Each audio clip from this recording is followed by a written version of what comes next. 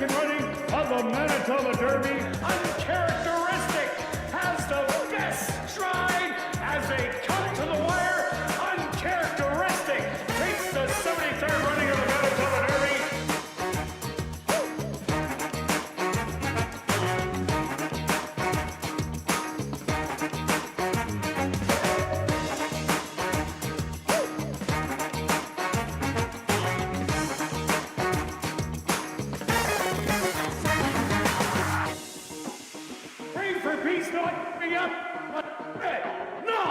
Will take the 74th running of the Manitoba Derby. A 16th of a mile to go.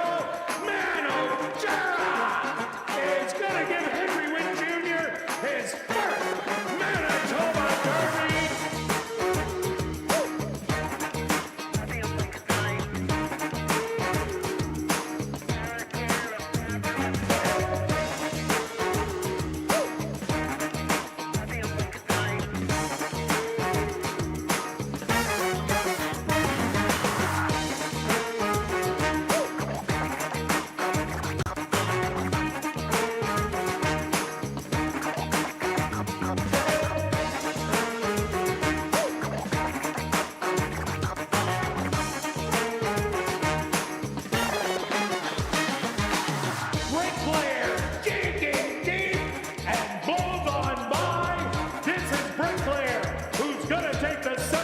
Running of the Manitoba Derby. Judo with the lead with the 16th of a mile to go. Judo taking the Harvey Warner Manitoba Mile.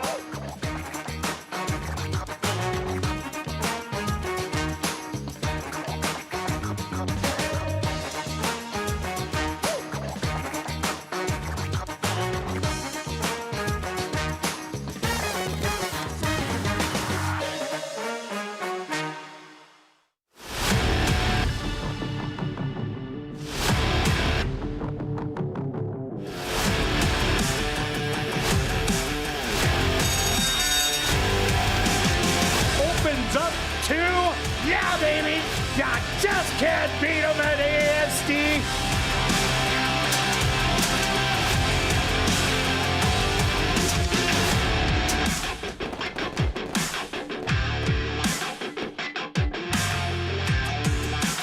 The Manitoba Jockey Club acknowledges that we are on Treaty 1 territory, and the land on which we gather is the traditional territory of the Anishinaabe, Cree, Anisininew, Dakota, Lakota, and Dene peoples, and the national homeland of the Red River Métis. We pay our respects to the First Nations and Métis ancestors of this land. And welcome everybody to ASD Live, brought to you by Manitoba Liquor and Lotteries, day 33 on the racing calendar. Let's take a look back at Wednesday's racing action. Who is hot? Well, on the jockey's side, it was Demario Bino with a good day, as he did have 2 wins on the card. Antonio Whitehall last week did have 2 wins, and Kieran Kellawan also had 2 wins. So as it stands right now, Antonio Whitehall on top with 27. Sven Balrup did have a win. He has 21. Kieran Kellawan with the 2 wins at 19. Demario Bino jumps on the board with the 2 wins with 14. And Siobhan Townsend also with 14 on the trainer side. Jerry Gorno still on top with 42. He did have a win. Steve Keplin Jr. had a good day on Wednesday. He won 2, putting him at 21. Wendy Anderson with a win on Wednesday with 15. Michael Nault 14. And Robert Maben rounding out the top 5 with 9. Stretch, what'd you see on the racetrack? Yeah, we had a 2-day week last week, Tuesday and Wednesday, both kind of similar, close to par, a slight on the slow by a length or 2. Unlike the previous some weeks, we had some faster above par tracks, and that's why we always kind of mention don't compare different days. You got to compare the same, which we have done over the meet. No doubt about that. Especially on the split races. The split races you for sure can compare, and that we've come up with some nice winners there. We had Wednesday, we had 4 big favorites win. 3 went gate to wire. It's tough. There's not really a bias when you have a big favorite because they can just kind of do what they want. When you are the best, you want to be on the front end controlling things instead of being at the back of the pack trying to weave your way through. Absolutely. Three gate to wire, a couple stalkers. And of course, as Kirt and I mentioned at in the ASD Live. Last race. Exactly where I was going with it. It's pretty much relatively speed or be close to the pace. And then we both said that wait till the last race. You're going to get a very fast pace and you better find a long shot for the closer. Sure enough, there was one. I didn't pick it, but it kind of... I burned Jake. He burned us. He did burn us, for sure. So lately we've had some big droppers and that you have to kind of figure out. We've talked about the different levels, but what happens is some of them drop and pop going from the 5 or the 10 down to 3. They go off and win. And then there's other ones that are run kind of flat. So it's kind of so hard to gauge. So it's basically whether to key or not to key. That is the question. Oh my word! So if you're wondering, it's not mine. I didn't make it up. It's from Shakespeare, from the Hamlet. But I built it in to be horse race related. Okay. You see how that to key or not to key? Yeah, I see that. So anyway, I just wanted to, in case people missed it. Anyway, so that's what. There's not really any trends. Like you can't say every dropper's winning or every dropper's definitely losing. not. And so we've had 60% of the meet or just over so far, and I can't figure it out. I think we know that some of the owners are dropping, just trying to get that win, or some are racing at a little too high of a level and you can't get the win and they should drop. So and then others just trying to, So we'll see how it goes. We can ponder that question and keep going from there. A couple 2-year-old stake races this week. Yeah, a really nice one today. We have the graduation for the open horses, and then tomorrow the CTHS sales stake. So a ton of first-time starters, making it not easy in your pick 5 and pick 4 sequences. But you always bring some great information on the breeding, so we'll see how it goes. Let's get started. All right, let's kick it off with the $10,000 claimer from Manitoba, Saskatchewan, North and South Dakota breds. Filly mares 3 and up that are maidens. They're going to go 6 furlong stretch and a probable big favorite at post time in here. Yeah, we've got 2 knowns, 4 unknowns basically. I backed the 5 last time and it just wasn't the same horse. So I've got to go back and give this horse another chance. It just seemed to be flat, but those races 2 and 3 back were so good, especially the one that the horse got the lead. I think this horse probably will get the lead unless... That's what I'm thinking. And so I think the horse controls the front end and finally gets that, I won't say finally because there's not that many races, but we'll get the first win lifetime. Yeah, I definitely like this horse to try and clear and go all the way. Let's talk about number 1, Miss Nelly. The dad, Nonios, a 3-time winner from 6 furlongs to 1 mile and 16th, $460,000 in earnings. Miss Barbed Wire, a 5-time winner, $26,000 in earnings. Does have 1 full sibling that is a 2-time winner of $28K. This horse has been entered before, but has a problem at the starting gate. Doesn't want to go in. The workouts are good on this horse. I really like that June 9th work, and I did pick it last time out to run 3rd. That 102 and 4 breezing out of the gate.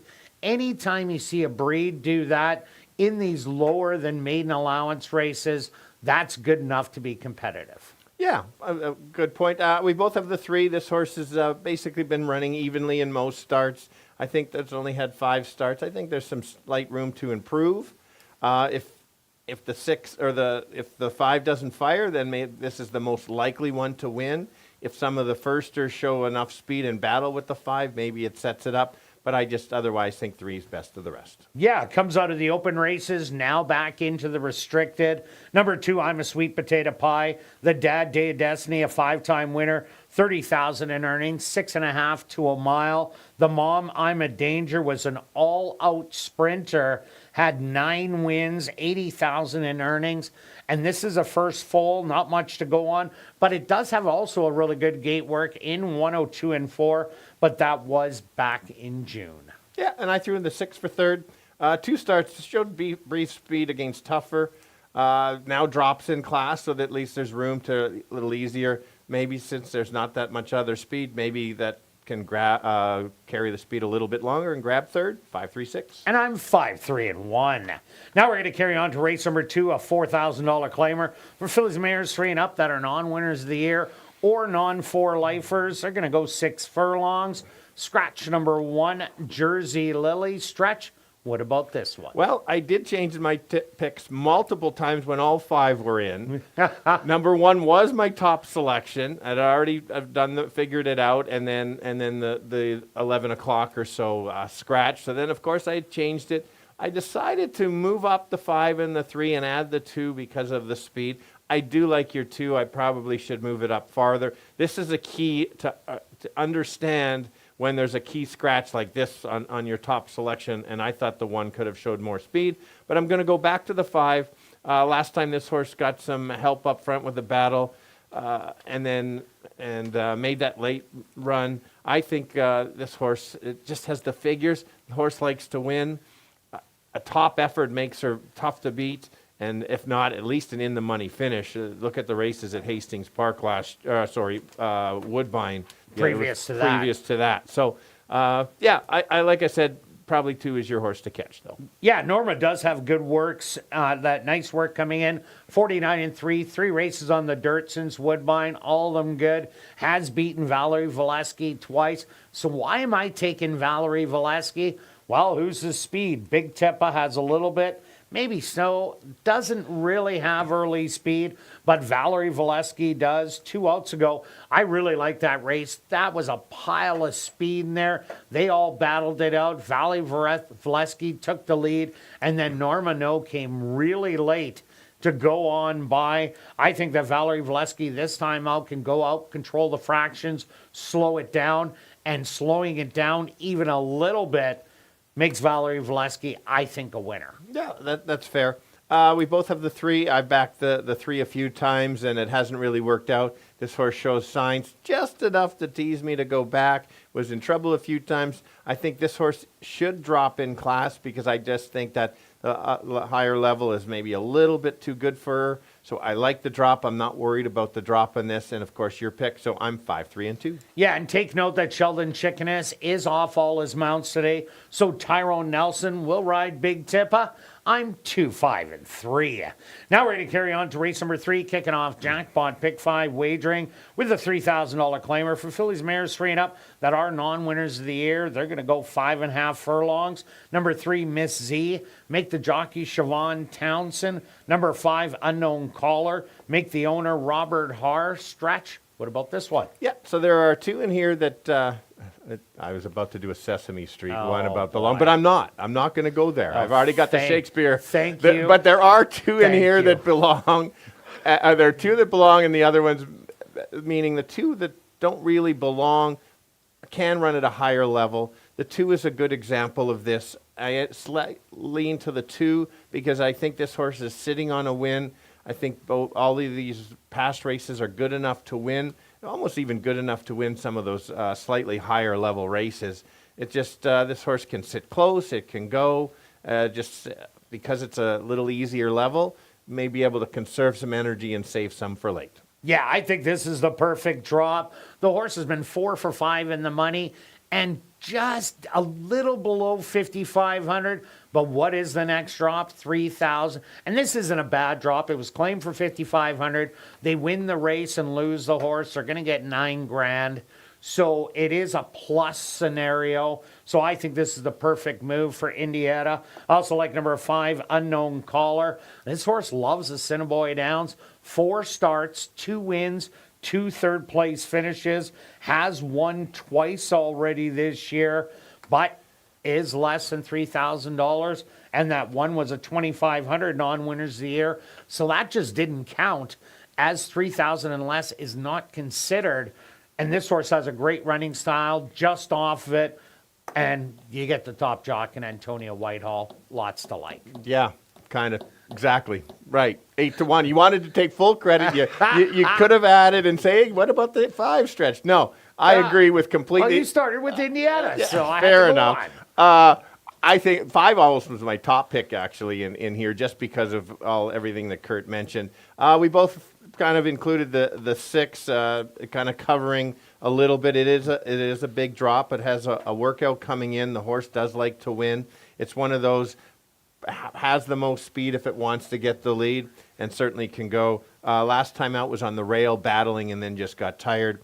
Runs one of those races from last year, horse wins. Yeah, I'm with you there. This could be speed to get out. But with Indietta in here, she is going to give Summit Up grief.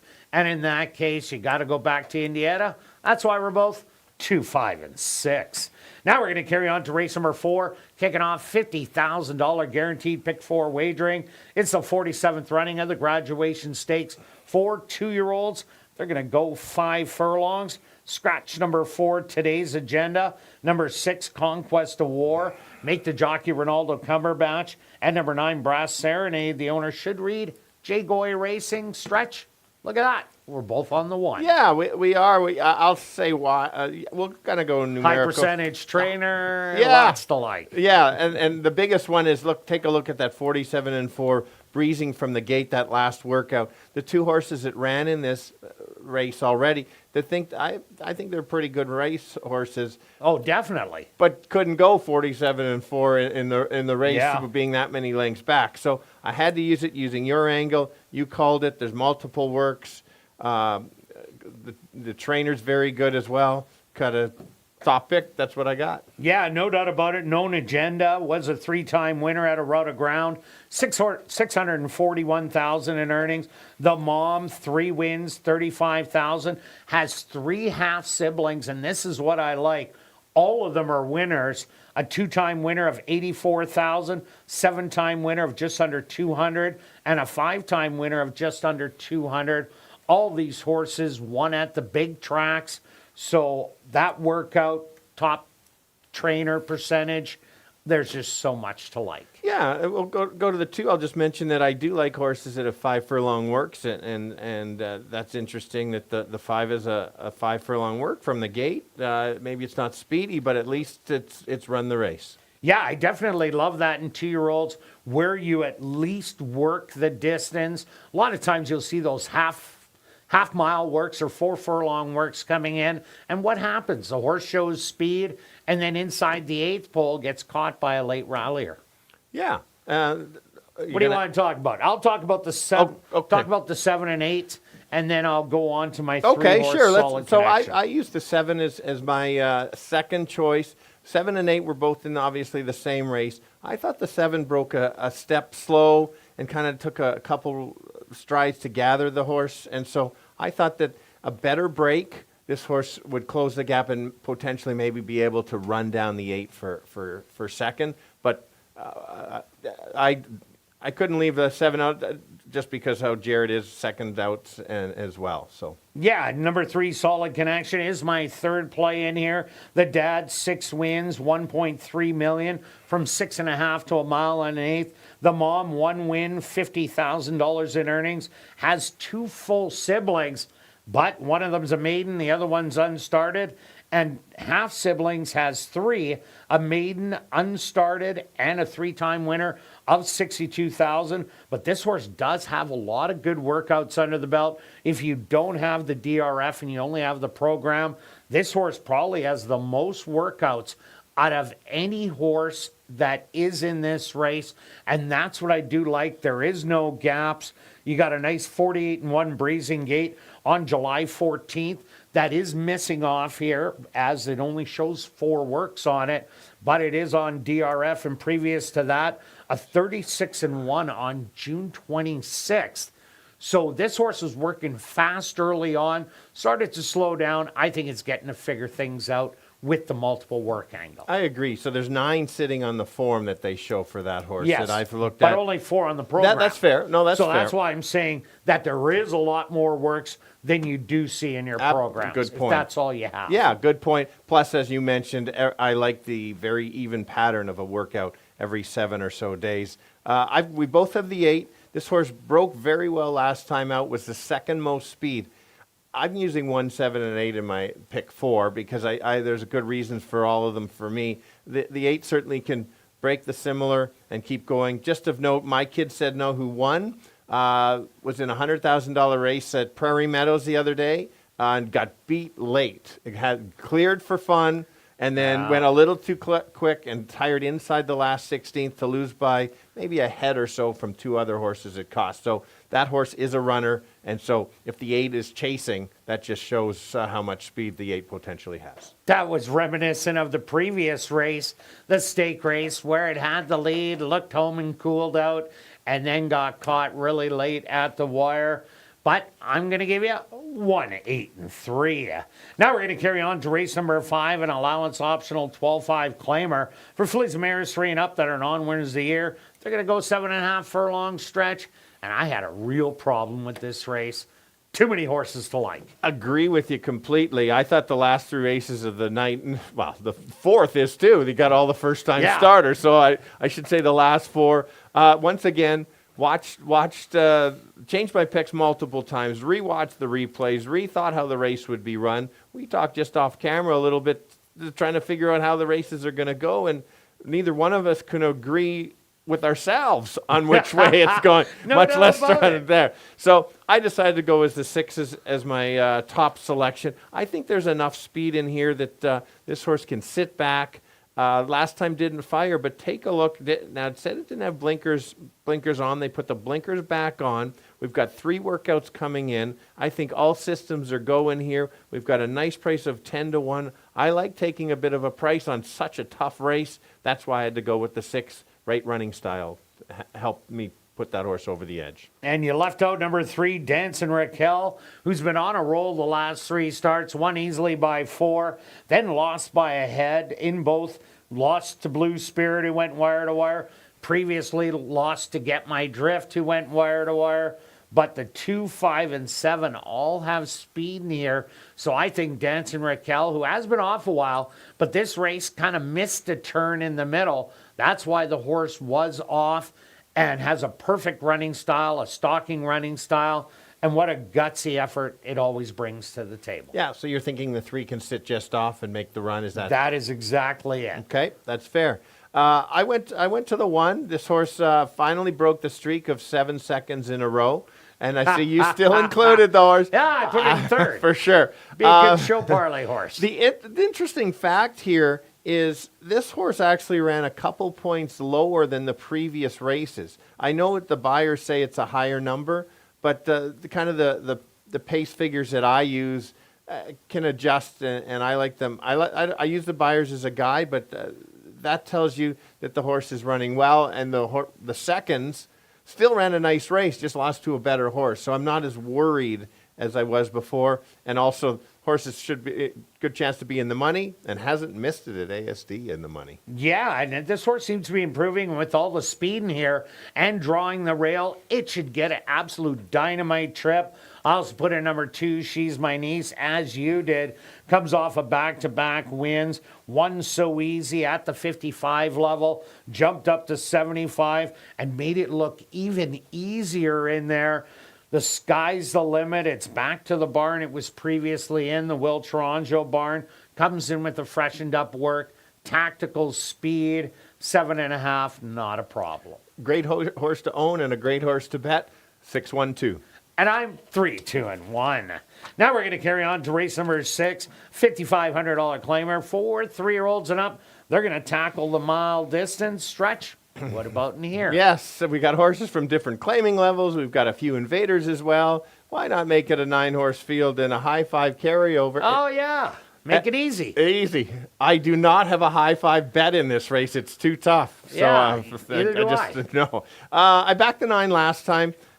Made it look very easy. The horse sat that much closer, made the move on the back stretch, then opened up on the turn, or on the far turn, and then just basically won for fun. Stays at the same level. If the horse sits similar, close enough, and doesn't get caught in another time zone, same result expected for me. Yeah, and I was telling Stretch that I can get lifetime past performances back in the race office on Encompass on horses. Did you know that Funkenstein used to go to the front?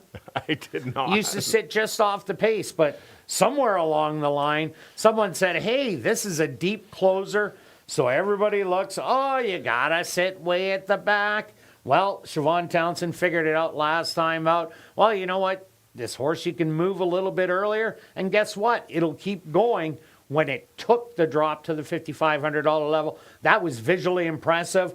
But I got to go to number 6, Jack Spring Break, dropping out of the $10,000 level, missing the 75, going in for 55.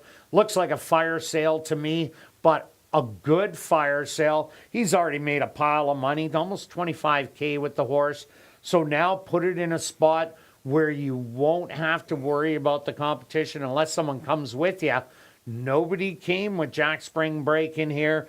Did lose to Magic Tiger. Magic Tiger was one of the top horses older horses on the grounds for a couple of years. So losing to that one at the $10,000 level isn't a bad thing. Massive drop for a good trainer. Yeah, and that's where you got to figure it out. Races 3 and 4 back, the horse wins for fun. Yeah, if you throw out the 1 2 outs ago, the horse should be around the 3 to 5, 4 to 5. So we'll see. I went to the 2. Michael Pierce hasn't won this year, but take a look. 6 of 8 in the money, with a couple times he had horses run 2nd and 3rd in here. So if you look at the races at Turf Paradise, both races very competitive. I looked up the Wyoming race and compared the time, and that 109 was very quick for that track. Yeah, they rattled down there. But the par is actually 110. Interesting. No. So you're That's right. still pretty quick. It is quick. Completely it is. No, you're absolutely right. It is quick, but it was even a little quicker. So I had to use that one. But if I like the 2, I better like the 1 because they dead heated on March 26th. So maybe don't leave out his other one, but I'll go 9, 2, and 6. Yeah, and the other horse I used was number 8, Nautical Moon. Had a little bit of a wild trip last time out. Was sitting in 4th, got pushed all the way back, and then re-rallied and lost the photo to number 3, Wrong Direction. I'm looking at this horse to be a big price today. Maybe get a dream trip so it can crack the top 3. I'm 6, 9, and 8. Now we're going to carry on to race number 7, a $4,000 claimer for 3-year-olds and up that are non-winners of the year or non-4 lifers. They're only going to go 5 furlong stretch. How is this possible? Yeah, yeah, no kidding. I like that you sprinkle in a 5 furlong race almost once a week or once every couple later weeks. On in the year, it's good to have that for the horses, that are the 5.5 type, but we have so many of them. Yeah, so which is great because it really changes, adds to the challenge because, when some of them are only 5 furlong and they go 6, you can unfortunately kind of cross them out. Whereas, so anyway, I'm going to go to the 1 as Kirt did, back-to-back good races for basically this level or the same condition. It does say the 5 non-4, but that's included in the 4. Yep. And then you've got non-winners also included, correct? In this race, yes, the last one is a straight non-4 lifer. Okay. The 5,000. The 4,000 non-winners has the non-4 life attached. Very good. So the guy was surprised last time that this horse went to the lead. I think the horse can sit off. I think the horse has to sit off with the amount of speed in here because there's some that just want to get the lead and go as fast and far as they can. We've got the morning line there, but I think 4 to 1's my fair price that I would take and bet this horse to win. Yeah, and kind of we've seen this race the same. The 2, the 3, the 5, the 6, and the 8 all have the same way of going. Go as fast and as far as you can. That's why we both have the 1 and the 4. They are closers. I added number 4, Main Dude. Dario Dalrymple will now ride Main Dude. But what a great race 2 outs ago. Winning the non-3. Did lose to Picata Prince last time out. But I like that this horse doesn't need to be 7 or 8 lengths off it. It might be because they go so fast in here, but is able to stay in contention and make a big late run, and that's what I wanted, so that's why I went with the 1 and 4. Agree with you. And we both included the 8. The Savior. The Savior. That's exactly the horse is going to be under $4.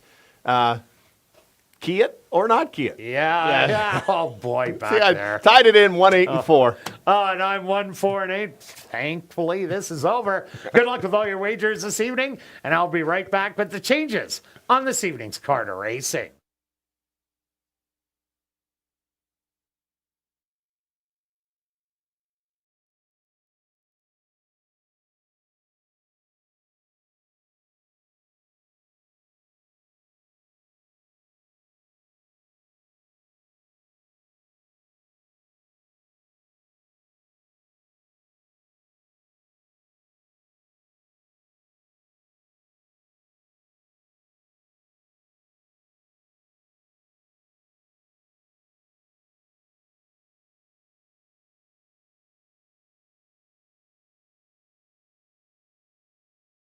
And if everybody can get their pens and programs ready, here are the changes on this evening's 7-race card racing.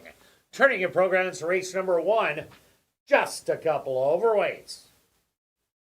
Now turning your programs to race number 2, the Uribe Gomez Amistad Cup. Scratch number 1, Jersey Lily. Number 3, Big Tippa. Make the jockey Tyrone Nelson. Now turning your programs to race number 3, kicking off Jackpot Pick 5 wagering, the Shelley Brown Memorial. Number 3, Miss Z. Make the jockey Siobhan Townsend. Number 5, Unknown Caller. The owner should read Robert Haar. The Jackpot Pick 5 carryover, just over $80,000.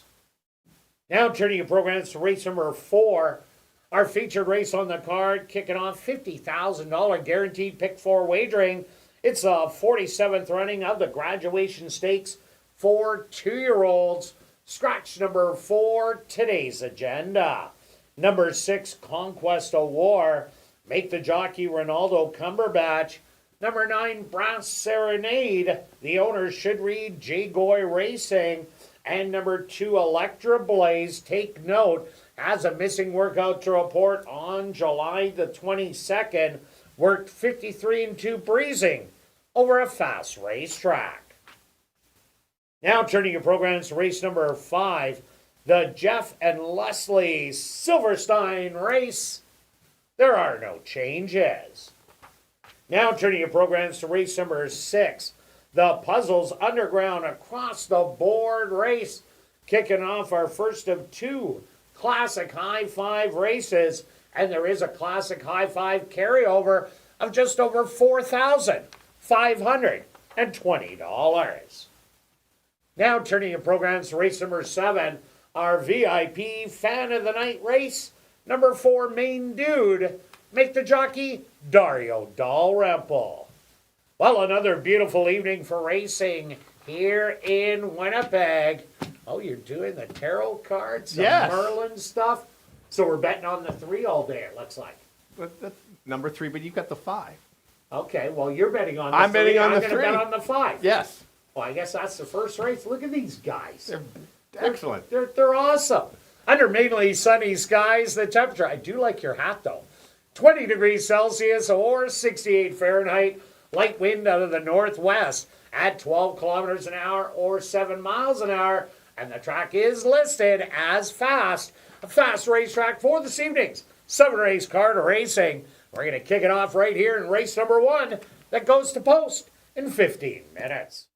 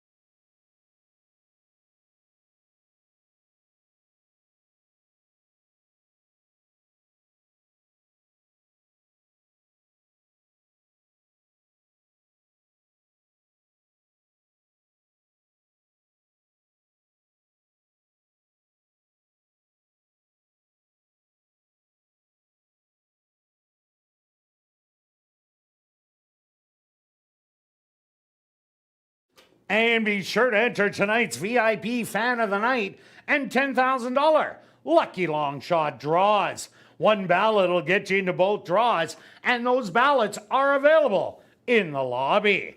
If you're our VIP Fan of the Night, you're going to win some great prizes, get some exclusive behind-the-scenes access, and a chance to watch a race right from the winner's circle.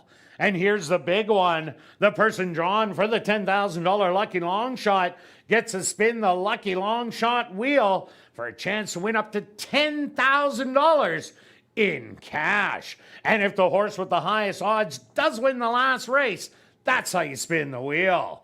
If you're new to racing, make sure you stop by and see Shannon, Roger, and Brad at the Fan Education Center, located on the main floor. It's also the place to open a free HPI bet account so you can bet the races right from your phone. Even better, new account holders receive a free $25 deposit, and if you wager $100, you're going to get $100 in bonus money. Have a great night of racing.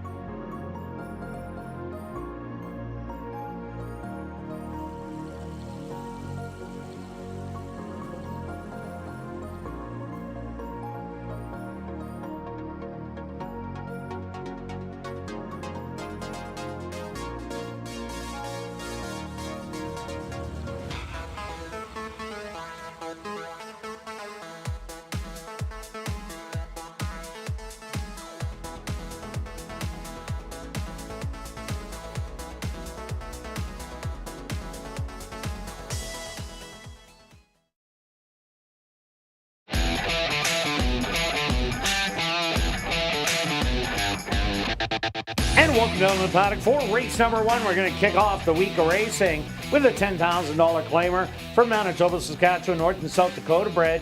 Filly and mare, 3 and up maidens. They're going to go 6 furlong stretch.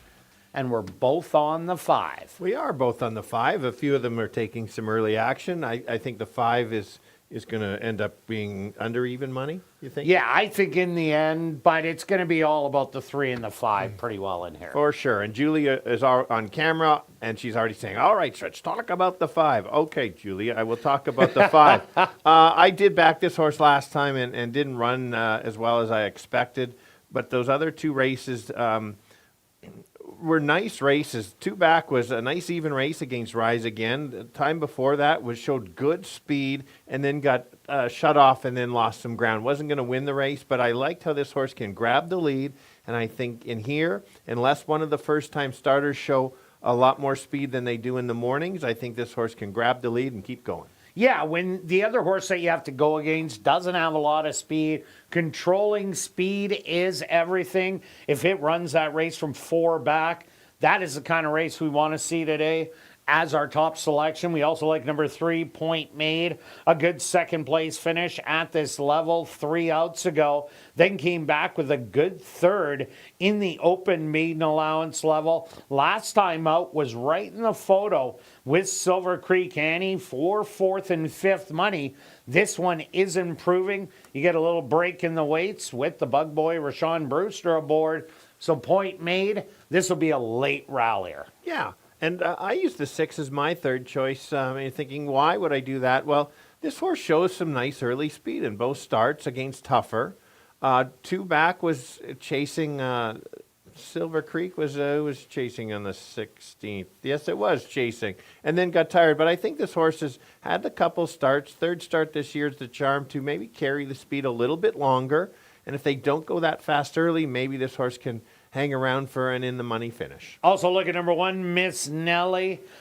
Has one full sibling. That is a 2-time winner of $28,000. 4 half siblings, an unstarted, a maiden, a 4-time winner of $53K, and a 2-time winner of $25,000.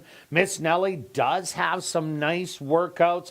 This is a 5-year-old in here, so she has had experience over the years, just not racing experience. And I really like that workout on June the 9th, 102-4 out of the starting gate. Yeah, let's take a look at the 4. Only 1 start lifetime. Was close early and faded. Clearly needed that start, which is understandable. We're racing against some of the other ones, but has at least a workout since, which I do like that. Every reason for this horse to improve. It's just a matter of how much she can improve to maybe get the top 3. But 1 start is always a learning experience for horses. Yeah, definitely. You see big reversals from the first to the next start. Look at number 2, I'm a Sweet Potato Pie, the other first-time starter. 50K or 5 wins, 130K for the dad. 9 wins, 80,000 for the mom. I'm a Danger, who did run here. She was an absolute sprinting speedball. This is a first foal, so not much to go on there. Does have a good 5 furlong workout and 102-4 out of the starting gate on June the 16th. The most recent 2 works are on the slow side, though, so I don't think this one might have mommy's speed because she was a rocket. Let's go to our wagers here in race 1, Stretch. What do you have? A simple $20 exactor, 5 and 3. Depending on your budget, you could bet a $2. You can even bet a $1 one if you want. And I'm going after that $3 prime pick 3, but I'm betting a $10 one just straight. 5-2-2. So you can get on this with $3 if you have just 1 horse in each leg. And I'm doing it for 10. Good luck with all your wagers here in race 1. And we'll see you back for race 2.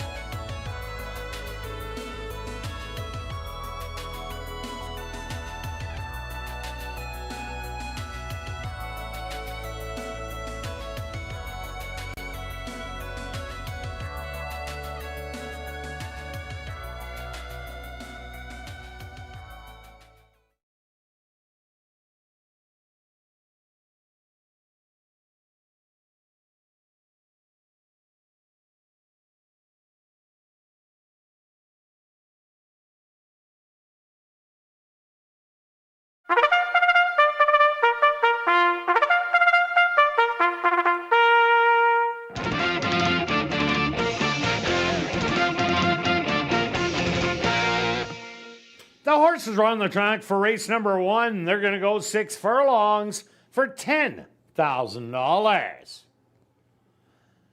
Number 1 is Miss Nellie, owned and trained by Marion Johnston with Christopher Mamdine. Number 2, I'm a Sweet Potato Pie, owned by Kevin Sousa, trained by Judy Hunter with Rashad Knights. Number 3, Point Made, owned by Rivers North Racing, trained by Terry Newber with Rashawn Brewster. Number 4, Roselle Rose, owned by Cheyenne Keith, trained by Tiffany Husbands with Javaniel Patterson. Number 5 is Silver Creek Annie, owned by Gary Naherniak and Leon Howham, trained by Mike Taphorn with Neville Stevenson. Rounding out the field is number 6, Clouds in My Coffee, owned by Jay Goy Racing, trained by Tiffany Husbands with Ronaldo Cumberbatch. Rolling doubles and rolling prime pick 3s kicking off here in race number 1. They'll go to post in approximately 4 minutes.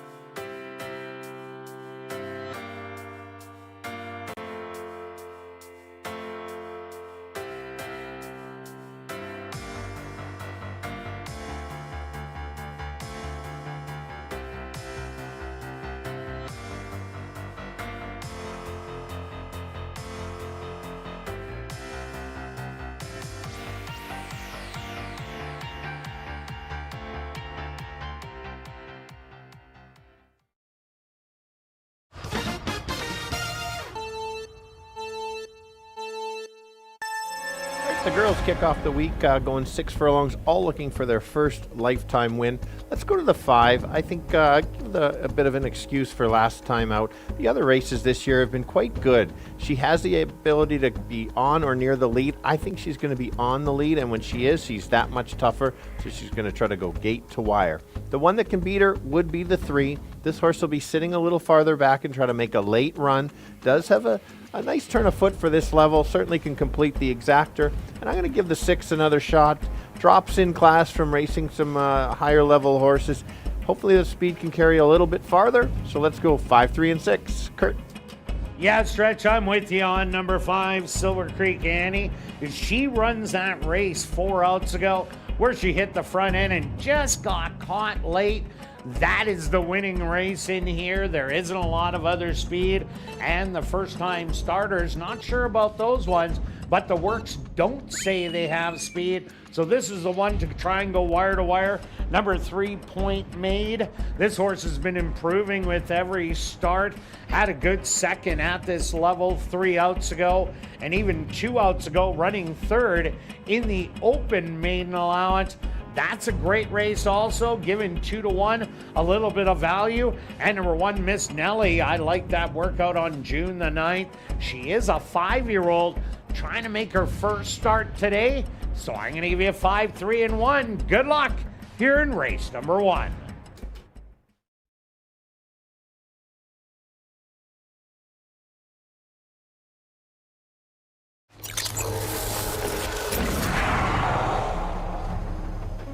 It's now 2 minutes to post time at ASD.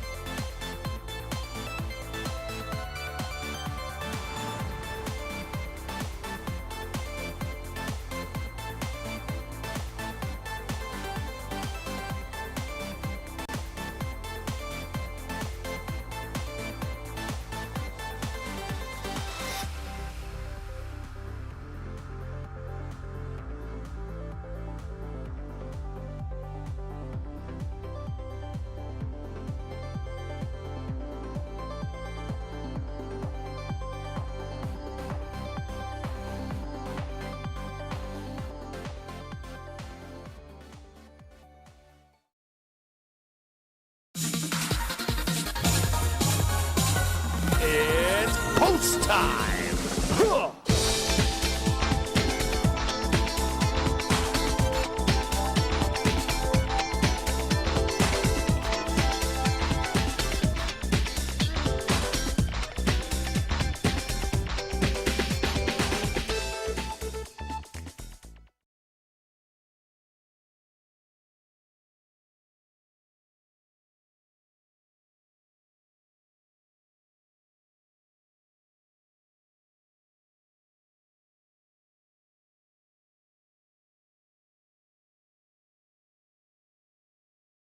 Miss Nellie, the first into the starting gate. Front gates are open for I'm a Sweet Potato Pie. Who's the next to go in?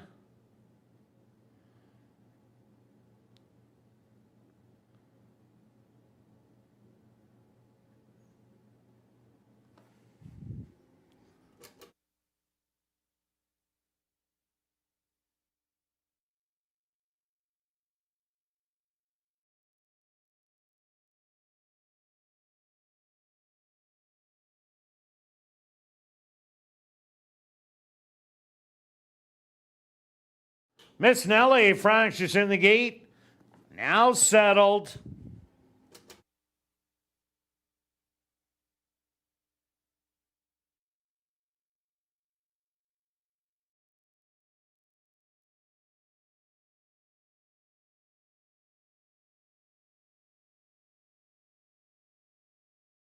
Miss Nellie has been backed out of the starting gate and will get a veterinary inspection.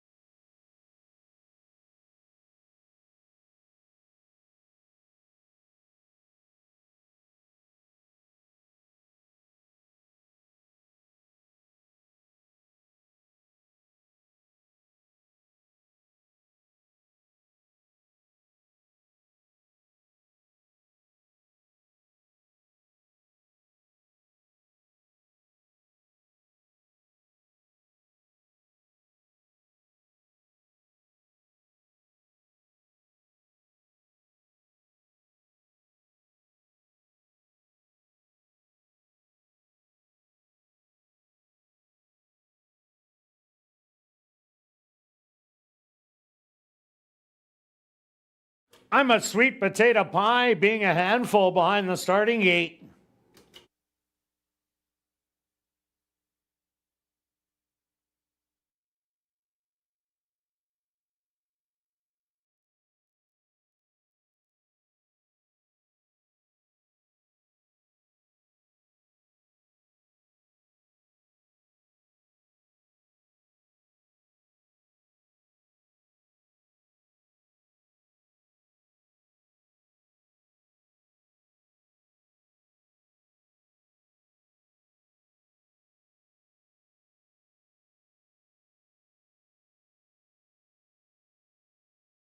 Great job by the gate crew. Miss Nellie is in. I'm a sweet potato pie is in. Next up, Rosal Rose.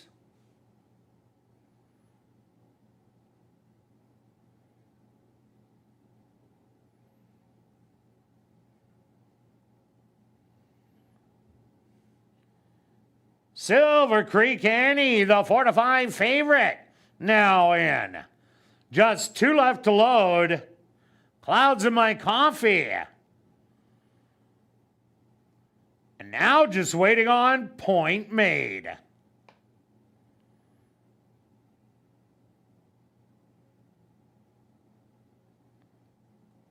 They're all set. They're at the post. And they're off. Breaking quickly, right out to the lead. That's Silver Creek Annie. Hard ridden on the inside. I'm a sweet potato pie. Wants a piece of the lead. Clouds in my coffee is going to go 3 wide. Back in the second tier, Miss Nellie on the rail. In between horses, Point Made and the trailer. Rosal Rose, 6 lengths front to back through an opening quarter of 24-2. And now Silver Creek Annie says, come and get me, and opens up by 2. Back to second, Clouds in my coffee, Point Made, making a big 3 wide rally. Miss Nellie in between horses. Then I'm a sweet potato pie, and Rosal Rose a half, 48-2. And this is all Silver Creek Annie. She is now up by 8 and in absolute cruise control. Silver Creek Annie all by herself with the 16th pole. Clouds in my coffee battling with Point Made. Clouds in my coffee will get second. Point Made third. And fourth to Miss Nellie.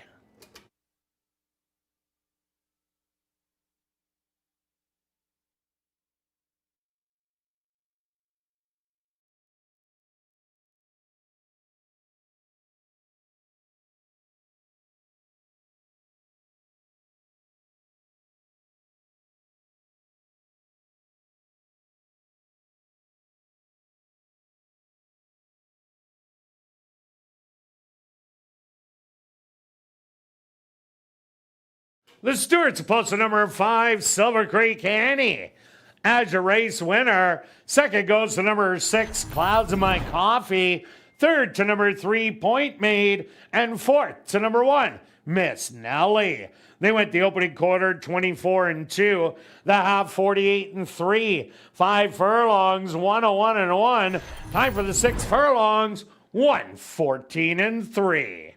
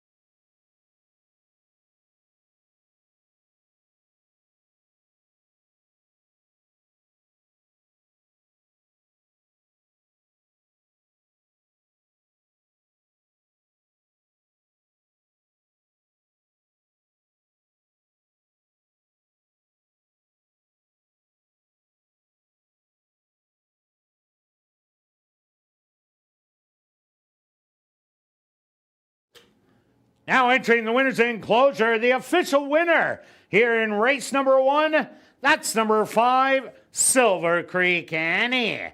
Silver Creek Annie is a dark bay or brown filly, 3 years old, by Kentucky Bear, out of the mare Awfully Blessed by Awfully Wild. Owned by Gary Naherniak and Leon Howham, trained by Mike Taphorn, and ridden to victory by Neville Stevenson. Time for the 6 furlongs, 1:14:3. Number 5, Silver Creek Annie, was proudly bred right here in Manitoba by Kelly Halliday.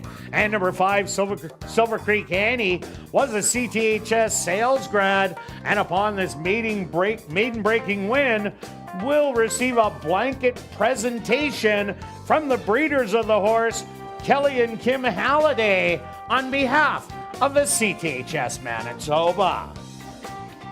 Race 1 is official. In the upcoming second race, the Uribe Gomez Amistad Cup. Scratch number 1, Jersey Lily. Number 3, Big Tippa. Make the jockey Tyrone Nelson. Rolling doubles and rolling prime pick 3s. Here in race 2, they'll go to post in 14 minutes.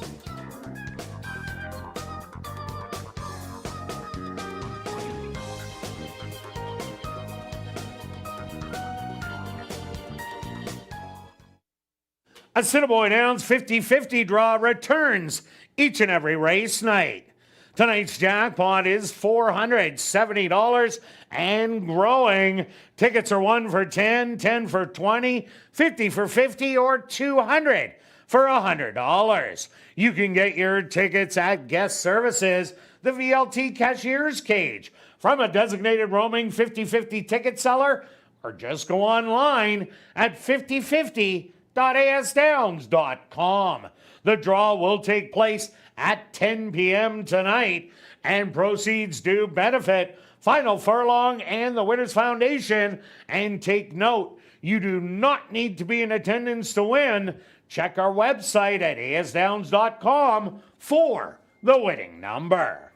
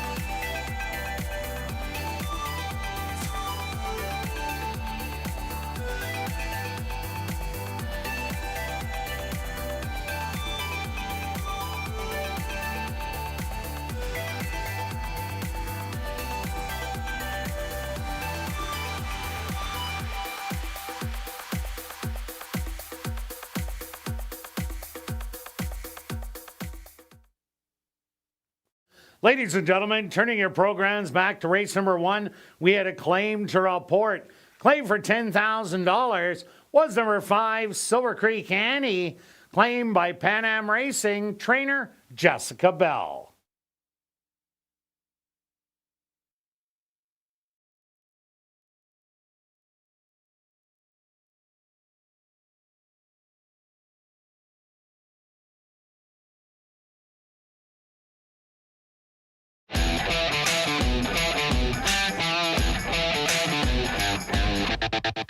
And welcome back down the paddock for race number 2 for this $4,000 claimer for fillies and mares 3 and up that are non-winners of the year or non-4 lifers. They're going to go 6 furlongs. Scratch number 1, Jersey Lily. Number 3, Big Tip Up, make the jockey Tyrone Nelson. Quick look back at race number 1. Well stretched, Silver Creek Annie was the speed, was not used early, and then it was the Neville Stevenson show after. It was. Great ride. He recognized that he didn't have to rush to the lead, just kind of eased out. When you've got the most speed, you can kind of control it and keep going. Let's move on to race 2. Very evenly betting board here. I think all 4 of them have a shot to win. Oh, they definitely do. I'm going to start with the 5 on the outside. There was the 1 scratch, so if you handicapped this earlier last night or this morning before it, the 1 had something to do with this race. I moved my picks up to the 5. I think this horse can sit close enough that this horse has sat close enough some races at Woodbine and not too far off, only 2 or 3 back at Hastings. Runs back to that last race, looked very good. I thought the horse would have needed one. It didn't need one. It did get help in the race because they battled early, but this horse just once got out, one going away. I like that there's a workout since of a nice 49-3. I think if she can repeat her last effort and runs back to the Woodbine races, watch out. Yeah, I agree with you. I went to number 2, Valerie Valesky, though. I don't see a lot of speed besides Valerie Valesky with Jersey Lily out of here. Big Tippa can show speed on occasion, maybe so, not quite. Norma No likes to come off it. So I see Valerie Valesky in control early on. I love that race 2 outs ago where Norma No did beat her, but she had to stalk on the rail, pounce at the head of the lane, and got caught very late. Made no mistakes last time out, easily wiring the field. That's the race I'm looking for today. Okay, and let's take a look at the 3. This horse has been running on the fringes to win, just not quite good enough at the higher level. Had some trouble a few races back. I did back this horse the last couple. Just not quite good enough. I like the drop in class, running against a little bit easier. I think they're just, Tom is just trying to find the right spot, and I think this is the right spot to have success. And number 4, Maybe So, was a winner 2 outs ago, coming from off the pace, getting up to win by a neck. Ran a flat race last time out, but did have some good races in the condition races down in Fauner Park. Those kind of races fit the race well. Let's go to our wagers here in race 2, Stretch. What do you have? I've got to stay 20 to place on the 5 just in case your 2 gets away. All right, and I'm going to $20 exactor, 2 and 5. Good luck with all your wagers here in race 2. We'll see you back for race 3. Kicking off Jackpot Pick 5 wagering.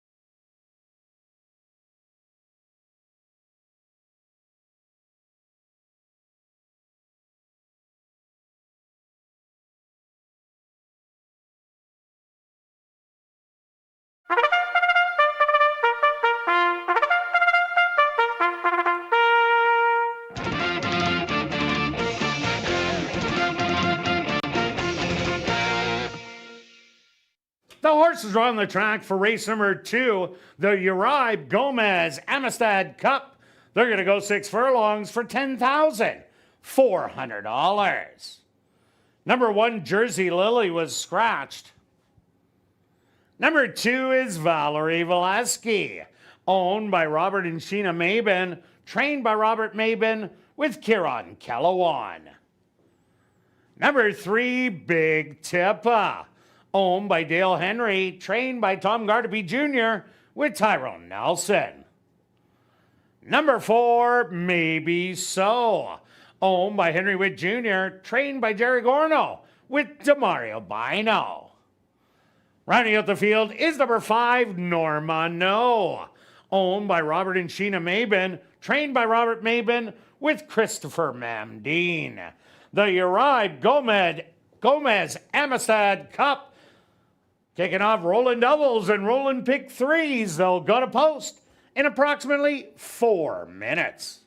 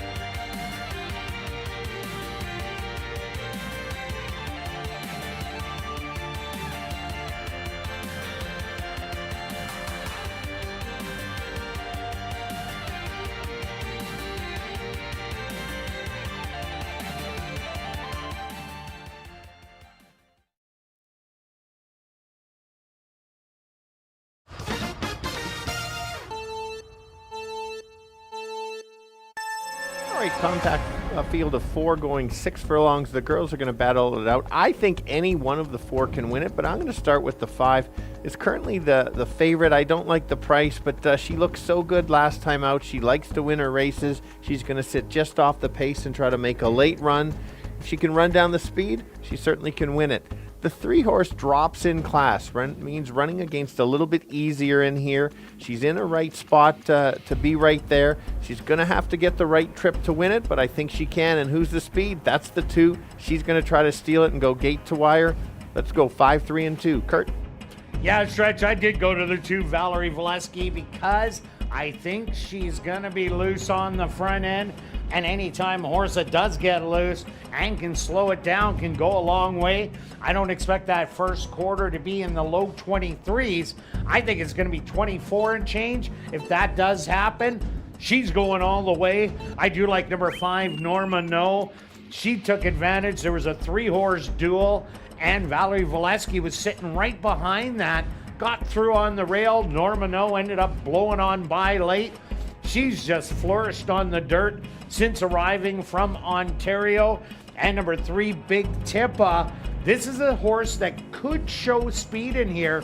Previously has done it way back when, but might be just chasing, and chasing might be good enough to nip Valerie Valesky at the wire. I'm giving you 2, 5, and 3. Good luck here in race number 2.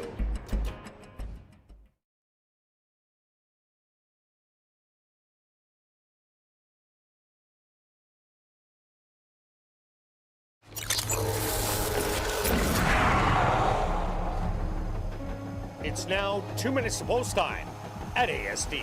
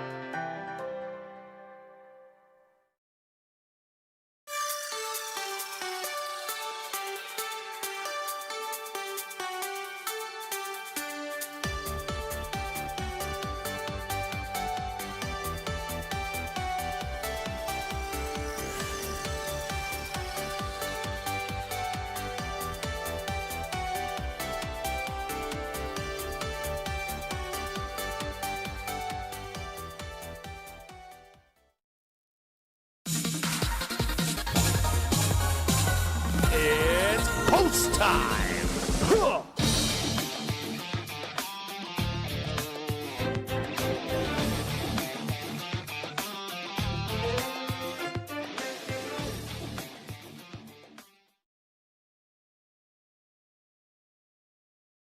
Valerie Valesky, the first one into the starting gate.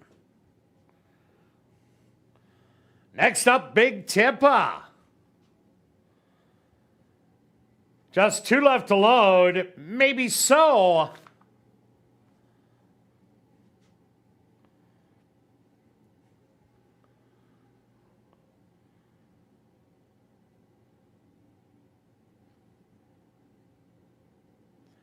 And now just waiting on the 6-5 favorite, Norma No.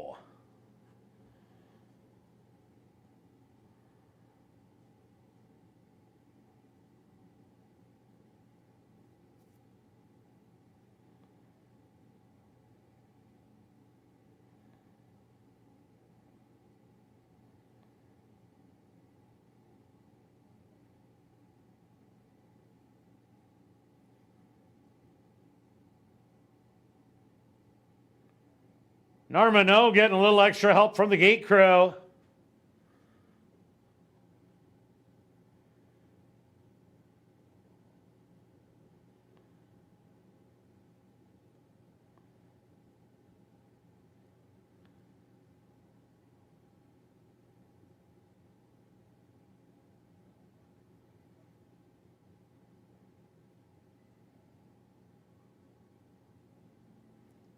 Is now in. They're at the post.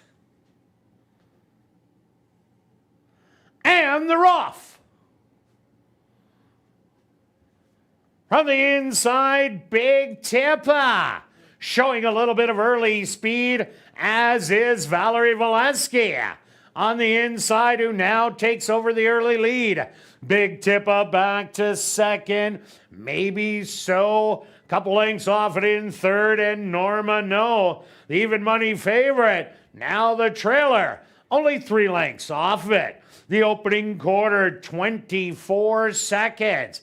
Valerie Valesky with that lead by 3/4 of a length. Big Tippa patiently waiting on the outside. Maybe No trying to make a 3-wide bid, and Norma No hugging the rail. Gonna be looking for room soon as they're hitting the head of the lane. The half 47-4. Valerie Valesky, a short lead. Big Tippa now looks Valerie Valesky in the eye, but Norma No, 3 wide, is coming with a big burst. Norma No blows on by and is gonna win it. Big Tippa second best. Third's gonna go to Valerie Valesky, and fourth, maybe so.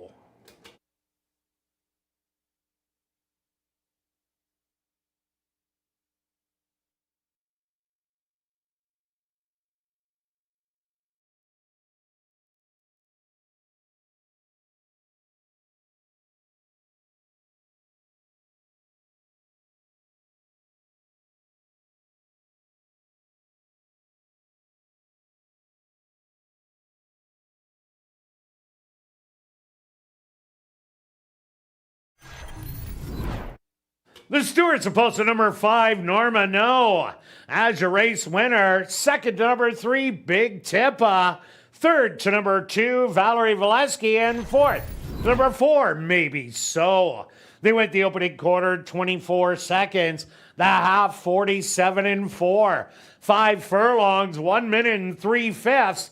Time for the 6 furlongs, 1:13-3.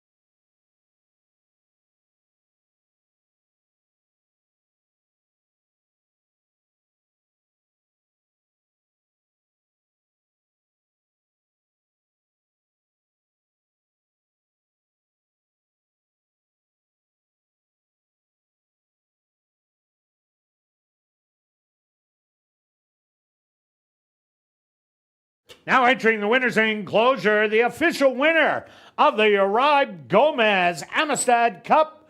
That's number 5, Norma No. Norma No is a dark bear brown mare, 5 years old, by Super Speedy. Out of the mare, Miss Norman, by R-Tax.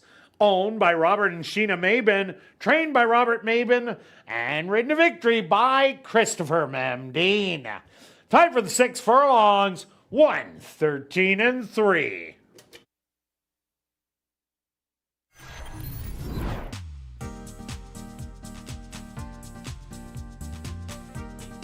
Race 2 is official in the upcoming third race. The Shelley Brown Memorial. Kicking off jackpot pick 5 wagering. Number 3, Miss Z. Make the jockey Siobhan Townsend. Number 5, Unknown Caller. The owner should read Robert Haar. And we'll carry on with the rest of the changes for this evening's pick 5. Turning your programs to race number 4. Number 2, Electra Blaze has a missing workout to report. July 22nd, 4 furlongs, 53-2, breezing over a fast racetrack. Number 6, Conquest of War, make the jockey Ronaldo Cumberbatch. And number 9, Brass Serenade, the owner should read J. Goy Racing. No changes in race 5 or 6. Turning your programs to race number 7. Number 4, Mean Dude. Make the jockey Dario Dalrymple. The Shelley Brown Memorial. Kicking off jackpot pick 5 wagering.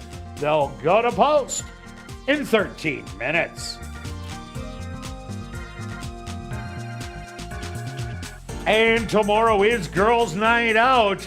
Bring your friends, wear your favorite fancy hat, and enjoy a fun-filled evening of live racing, drink specials, line dancing, and cash draws just for the girls. Racing starts at 7:30, and admission and parking are always free. Girls' Night Out every Wednesday in August.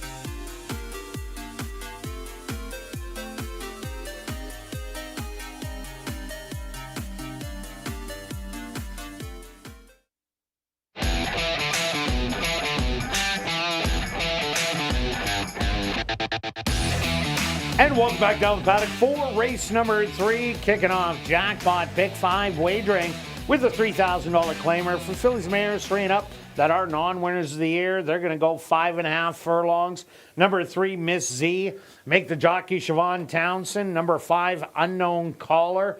Make the owner Robert Haar. Quick look back at race number 2. Well, there wasn't a really strong pace on the front end, but that didn't matter. Norma knows for real, and she just blew on by down the lane. Yeah, she sat close enough that if she was maybe a few more lengths back, then the 3-horse wins it. Good ride. All of the good rides is trying to figure a bit of cat and mouse. When you've only got 4 horses, somebody's got to go after the speed, and that's kind of what happened. So good horse race for only 4. Now we're getting to the bigger size races. The meat and potatoes. Yes, good appetizers to start. Kicking off the pick 5, if you just saw the fireworks go over 100,000, if you're the lone ticket, you get it. You just have to pick it that way. You can get 20-cent quick pick 5s. Yeah, 5 for $1. Correct, and just ask, and it's lots of fun. I think it's a shot that it could go with some long shots that kind of come in because there's a lot of tough races. I'm going to start with both of our top selection, and that's the 2. This horse was running against a little tougher competition, has had so many good races, 4 out of 5 in the money here at ASD, and usually battles, but can sit just off if somebody goes. This horse, like I said, can be on or near the lead. Runs back to many of those races, certainly can be there. Yeah, also look at number 5, Unknown Caller. Loves our racetrack, 2 wins and 2 third-place finishes. Has won 2 races already this year, but gets into the non-winners of the year because one of them was for $2,500 non-winners of the year. The other one, the winner's share, was less than $3,000, so is still considered a non-winners of the year. I think this horse is going to stalk a maybe speed battle that might happen between the 2 Indiana and number 6 Summit Up, and even the 3 Miss Z if she wants to, she can go. But Unknown Caller, definitely a good running style with the top jock and a great odds right now at 5-1. Absolutely, and then the 4 for 4 in the money at ASD. Let's take a look at the 6. Morning line favorite at 8-5, going off at 5-2, which is $7 on the win. Second favorite. Second favorite. Indiana was 6-5 morning line. I'm sorry, thank you. Good correction. No problem. With being that you did the morning lines, you probably knew what it was. I did. Very good. Second choice. This horse is the speed of the speed if she wants to get it. She drops big time in class. Only 1 start this year. At least has a work coming in. She's probably lost a step compared to last year when running in the allowance races. Very competitive. 6 wins last year. It's just a matter of repeat last year's. She wins. If she isn't quite the same, she might be up against it. And the good thing is she cuts back from 6 to 5.5 today. Also look at number 3, Miss Z with Siobhan Townsend aboard. She has been sitting on a win in this condition. Unfortunately now the horses are starting to drop down. Has a good running style. Will be tactically in front, sitting right behind the speed, but could battle with the speed. I don't think they are going to battle with the speed today. I think it's going to be trying to do the stalking effort. Her best race is good enough to win, but she's just having a hard time breaking this condition. Yeah, let's take a look at the 1. It was a wake-up race last time. I knew she was a little bit better than her previous start. She battled and then got tired. It is a tougher condition, but at least there's signs that she's right there. A couple of years ago, she used to win a bunch of races. So if she can get the right trip, maybe she can grab a 3rd or 4th. Also look at number 4, Crescent's Little Charm. Did lose to Miss Z last time out and the previous time, only by a neck. Has run some good races, but it seems like her best racing is on the front end, but with Summit Up and Indiana in here, that's going to be tough to do. All right, Stretch, pick 5 time. How many tickets? Just 1 ticket, What? but it's a bigger ticket because I Oh, think it is. there's no keys because I've got some price horses in there, and there's a chance it goes today. Yeah. Sometimes I say there's no chance. Well, there's always, I guess, a chance, but not. Anyway, those 5 legs are tough. You can see it. And then I had an extra $20. I should double. I won't let it ride. I won the last bet. It would be 29, but we'll leave it at 20. All right. Don't want to do that to Beth. No. Of course you don't. Yeah, right. And I have a key. I'm going to key the 2 in here. I'm going to try and get a few more combinations along the way. I'm spending $28.80. Good luck with all your wagers here in race 3. And we'll see you back for our feature race, kicking off $50,000 pick 4 wagering, the Graduation Stakes.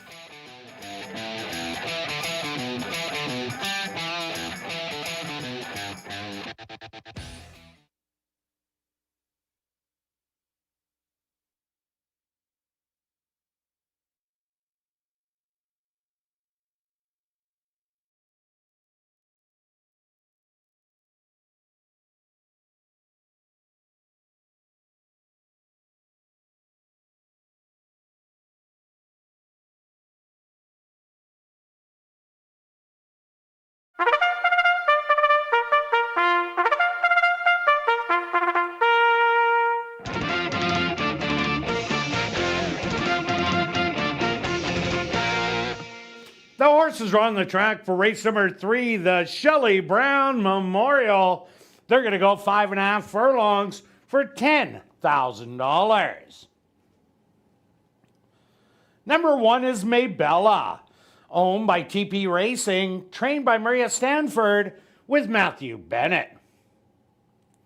Number 2, Indiana, owned by P-Dub Racing, trained by Steve Kepplin Jr. with Sven Bauer.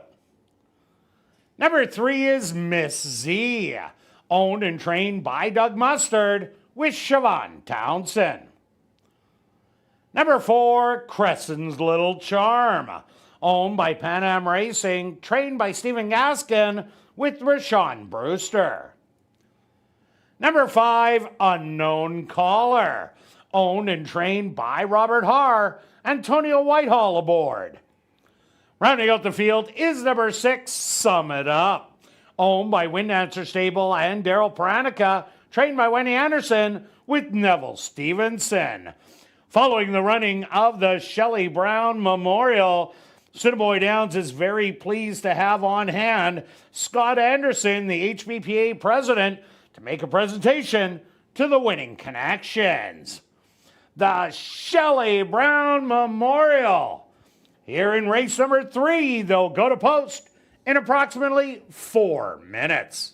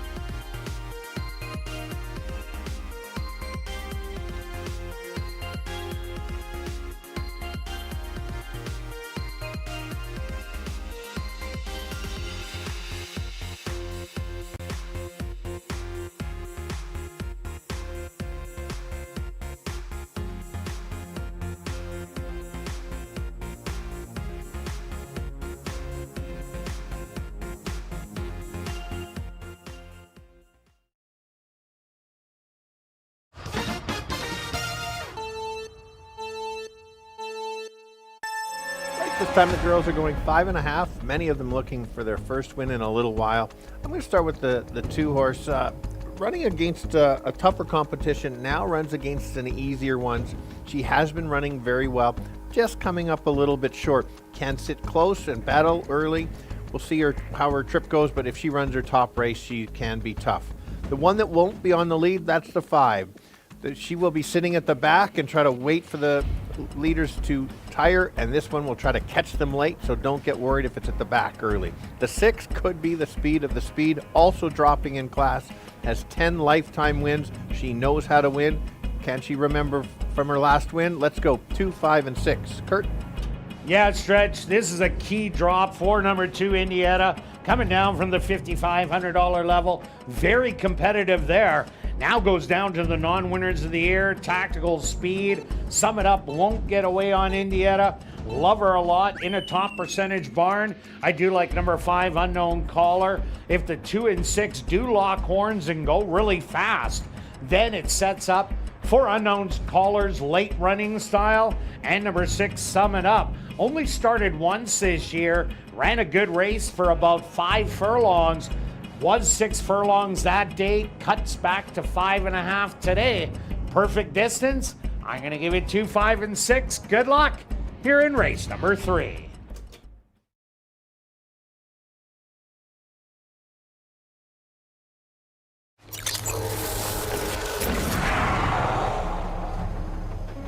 It's now 2 minutes to post time at ASD.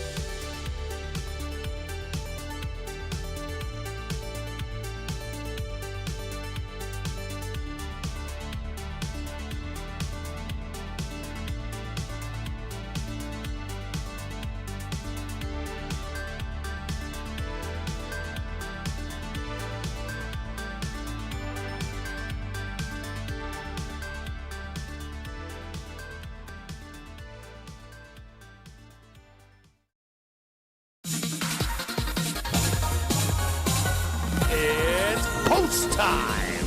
Huh.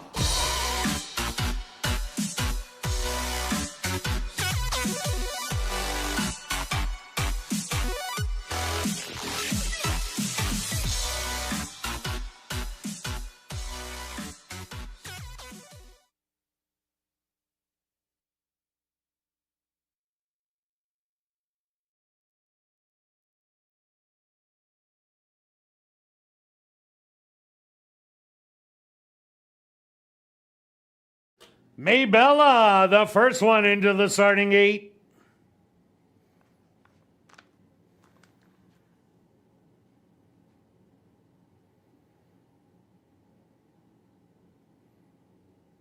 Next up, Miss Z.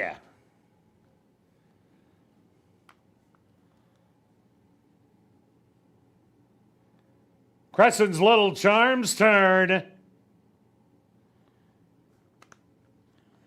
Unknown Caller walks in. Just 2 left to load. Summit up to the outside.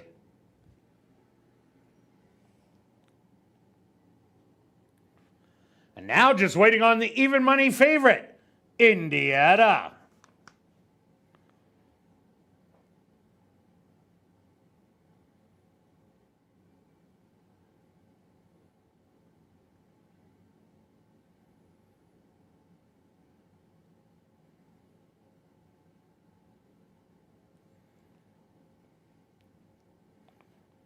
They're all set. They're at the post.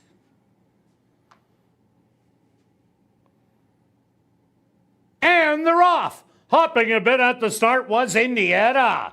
From the middle of the track, Crescent's Little Charm.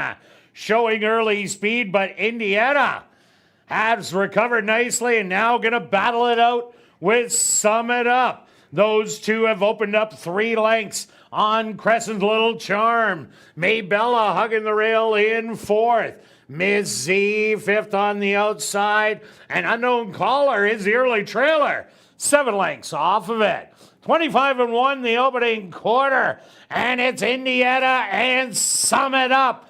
They're battling hard with Indiana poking her nose in front. Trying to reel them in. Miss Z from 3rd. Unknown Caller making a big wide bid. They hit the head of the lane. And it's Indiana with the lead. Miss Z trying to come through on the inside. But Indiana repelling the challenge. 1/16 of a mile to go. Indiana, the favorite's gonna take it. Miss Z's second best. Unknown Caller finishing 3rd, close for 4th.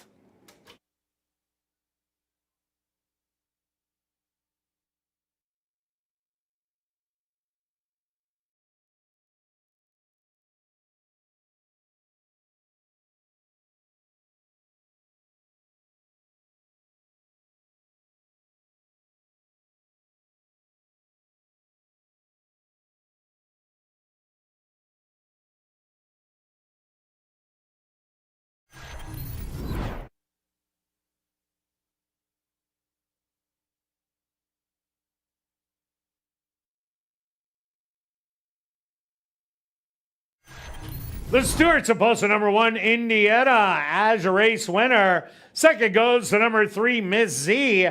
3rd to number 5, Unknown Caller. And 4th to number 6, Summit Up.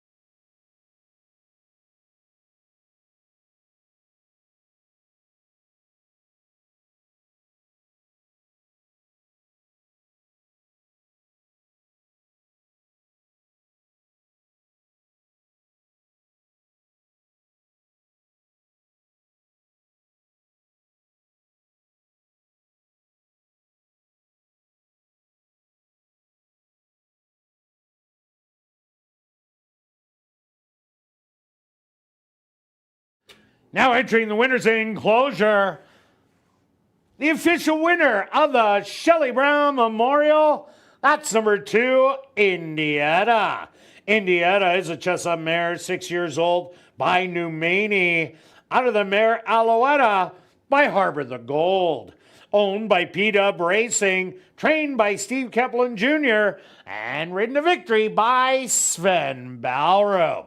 Assiniboia Downs is very pleased to have on hand HBPA President Scott Anderson to make a presentation to the winning connections. Race 3 is official in the upcoming 4th race. Kicking off $50,000 guaranteed pick 4 wagering. It's our featured race, the 47th running of the Graduation Stakes for 2-year-olds. Number 2, Electra Blaze, has a missing workout to report on July the 22nd.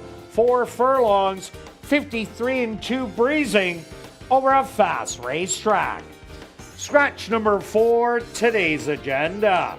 Number 6, Conquest of War, make the jockey Ronaldo Cumberbatch. And number 9, Brass Serenade, the ownership should read J. Goy Racing. And we'll carry on with the rest of the changes in this evening's pick 4. No changes in race 5 or 6. Turning your programs to race number 7. Number 4, Mean Dude, make the jockey Dario Dalrymple. The 47th running of the Graduation Stakes, kicking off $50,000 guaranteed pick 4 wagering. They'll go to post in 14 minutes.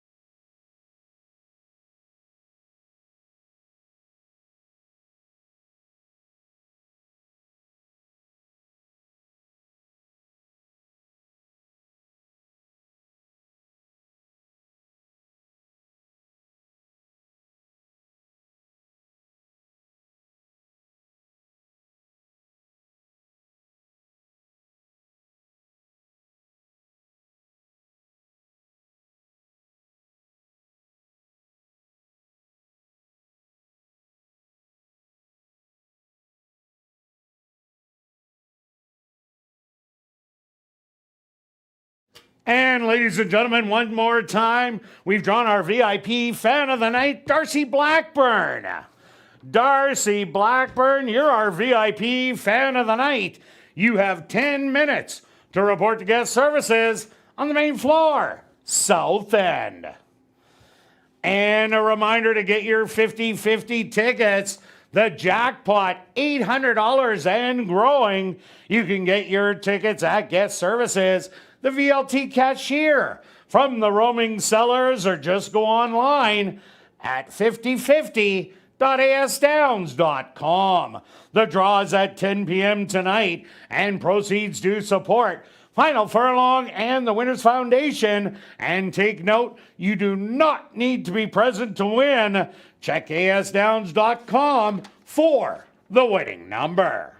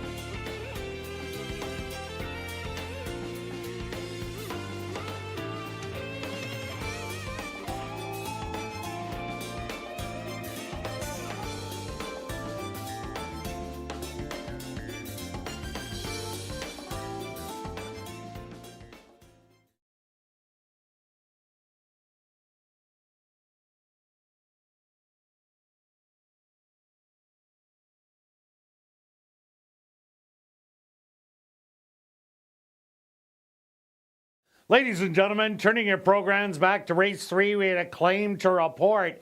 Claim for $3,000 was your race winner, number 2, Indiana, claimed by Sunny Clear Sky trainer Sherry Lang.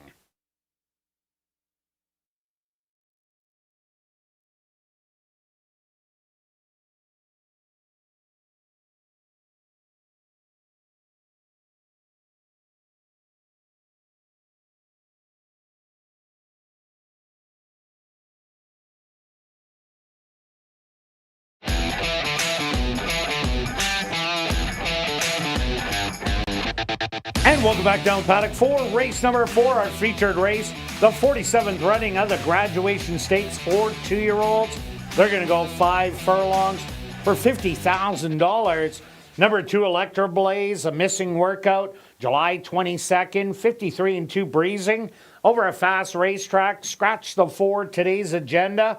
The 6, Make the Rider, Ronaldo Cumberbatch, and the 9, Brass Serenade. The owners should read J. Goy Racing. Quick look back at race number 3. Well, Indiana battled with Summit Up, but it didn't matter. That class drop was everything and wouldn't let Miss Z by. Absolutely.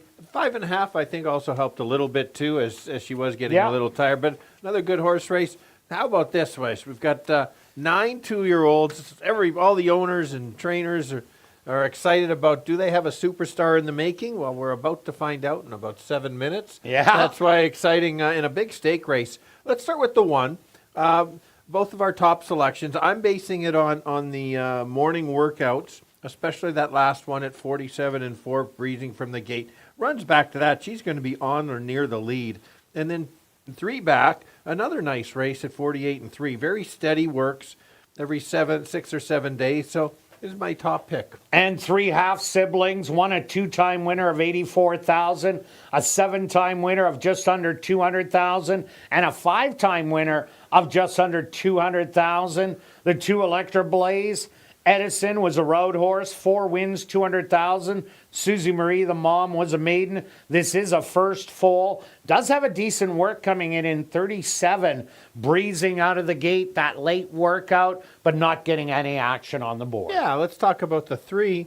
Nice steady works. 9 works if you look at the racing form. Just works out between 6 and 8 days or so.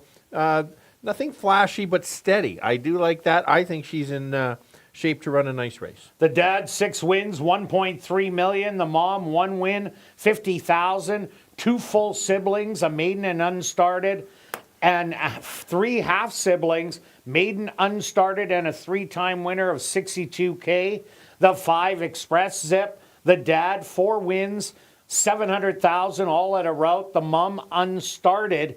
3 half siblings, an 8-time winner of $156,000, a maiden, and a 1-time winner of $60,000. And they paid $9,000 for this in the Arizona yearling sale, so that's impressive. And some, like you said, a nice last work coming in. And then if you look at the 6, I'll just you take a look at Jason Homer as a first-time starter, 27%. He's won over the years. He's won a couple this year on first starts. They weren't 2-year-olds, but still right there. Certainly knows how to get them ready. Dad, 3 wins, $205,000. The mom's 3 wins, $140,000. 7 half siblings, 2 unstarted, a maiden, War is Hell, a 1-time winner of $50,000 here at the Downs. That horse is a half, an 8-time winner of $425,000, a 3-time winner of $61,000, and a 1-time winner of $18K. What about Cape Spear? Yeah, let's take this horse as the 1 start. I didn't think the horse broke that sharp and then moved up. Both the 7 and 8 lost to My Kid Said No, who is a solid 2-year-old, ran in a $100,000 race the other day, just lost at the end, lots of speed. I think this horse is certainly going to improve, so don't get deterred by the 11-length loss. And the 9, Brass Serenade, the dad, Seattle Serenade, 5 wins, $143,000 from 6 furlongs to 1 mile and an 8. The mom, 3 wins, $295,000 from 7 furlongs to 1 mile and a 16th. 4 full siblings, 2 maiden, 2 unstarted, 7 half siblings, a 1-time winner, 3 unstarted, a maiden, another 1-time winner of $56K, and a 2-time winner of 46K. And what I do like about the 9 is the longest shot on the board. Should be in shape. Has all these 5 furlong works. That's an angle I do like to look at. And so this horse certainly could pick up the pieces late. And the 10 Big Stride, the dad, 5 wins, $1 million at a route. The mom, 9 wins, $216,000 from 5.5 to a mile 16th. 4 half siblings, a maiden, a one-time winner of 50, a one-time winner of 20, and a 3-time winner of 165. Wow, a lot of information there. All right, let's go to our wagers here in race number 4. Pick 4 time stretch. What do you have? I've only got one pick 4 ticket. Wow. 1-7. Holy. And I'm spending it because I think it is a very tough sequence. You can see it there, no keys. Then I do the exactor box. I thought the one was going to pay higher than 2-1. That's why I sprinkled it with the $10. I had the $100 bill in my pocket, so I made it the total of $100. And I didn't key anybody. I spent $60. Good luck with all your wagers here in race 4. We'll see you back for race 5.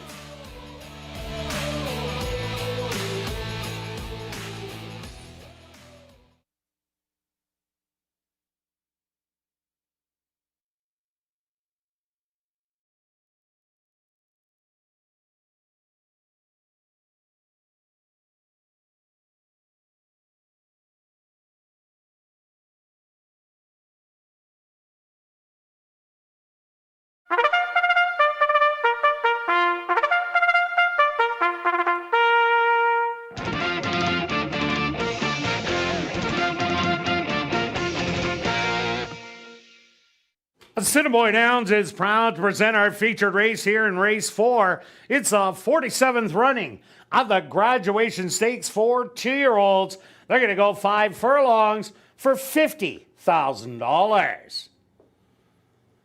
Number 1 is Know It All, owned by Drop-In Racing, James Keplin, and P-Dub Racing, trained by Steve Keplin Jr. with Sven Ballrout. Number 2, Electra Blaze, owned by TP Racing, trained by Maria Stanford with Devontae Prescott. Number 3, Solid Connection, owned by Keith Wright, Wendy Anderson, and Norm Suderman, trained by Wendy Anderson with Kieran Kellawan. Number 4, today's agenda was scratched. Number 5, Express Zip, owned by Homer Thoroughbreds, trained by Jason Homer with Neville Stevenson. Number 6, Conquest of War, owned by Homer Thoroughbreds, trained by Jason Homer with Ronaldo Cumberbatch. Number 7 is Cape Spear, owned by Jared Brown and John Gannis, trained by Jared Brown with Demario Bino. Number 8, That's Thick, owned by A2 Thoroughbreds and True North Thoroughbreds, trained by Michael Nault with Antonio Whitehall.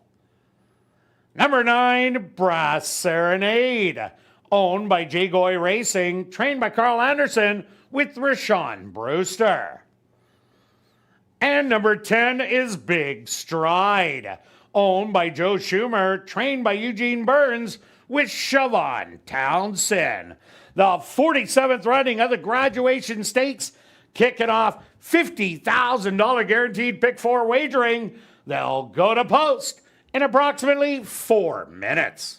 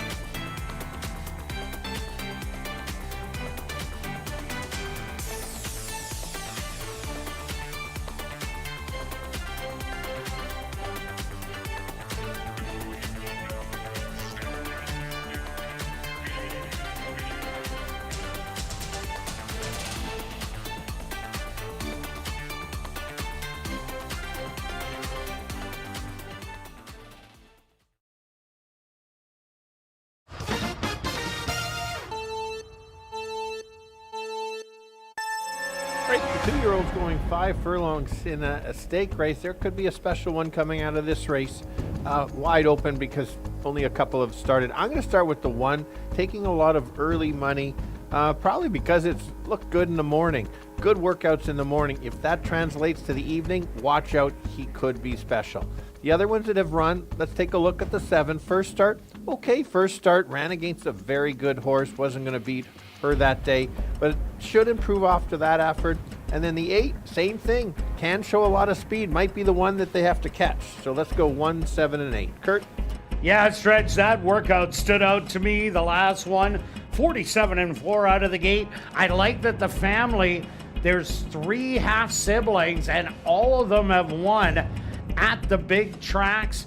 Comes out of a good barn, and we just seen Steve Kepplin Jr. win the last race. I do like Thick, ran second last time in the stake after showing speed. And number 3, Solid Connection, lots of good works, and the most works out of any of the 2-year-olds. So I'm going to give you 1, 8, and 3. Good luck here in race number 4.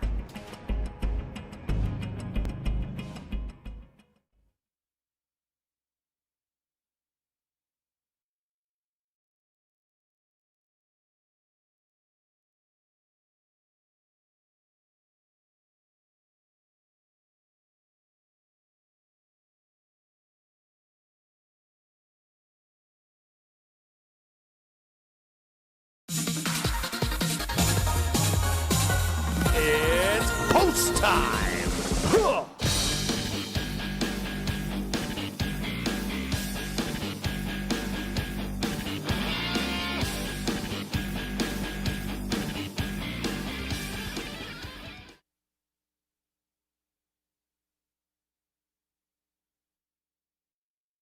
Know it all, the current 3-2 favorite, first into the gate. Electra Blaze walks up and in. Here comes Solid Connection.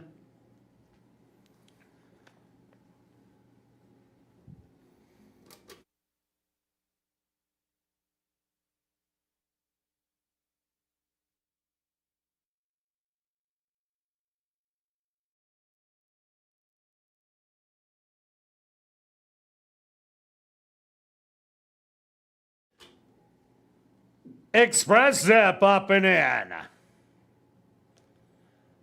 Next up, Conquest of War.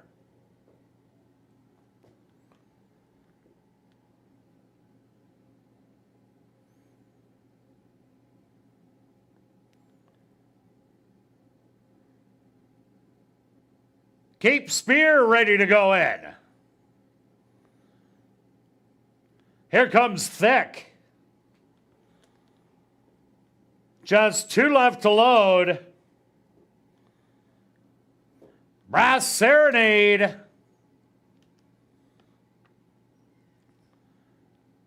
And now just waiting on Big Stride.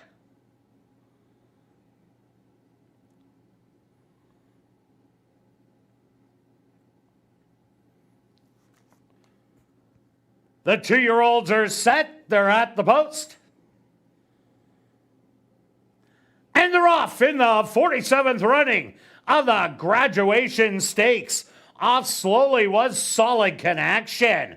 Straight to the lead. There goes Thick, who's showing good early speed today. On the inside, Express Zip. Cape Spear now moves up closer in third.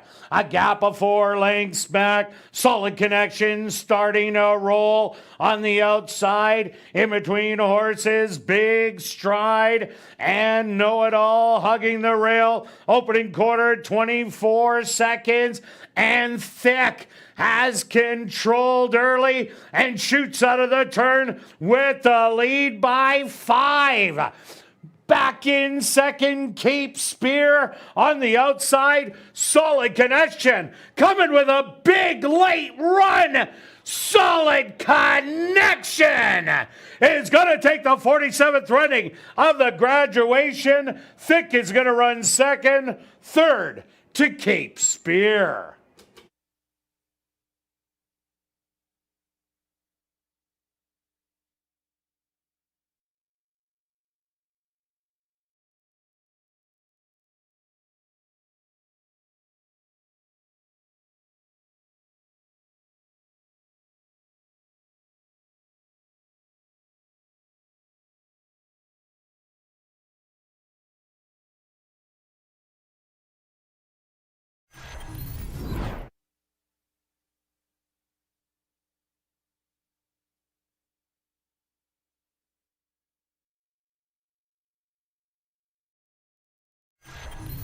The Stewart's supposed to number 3, Solid Connection.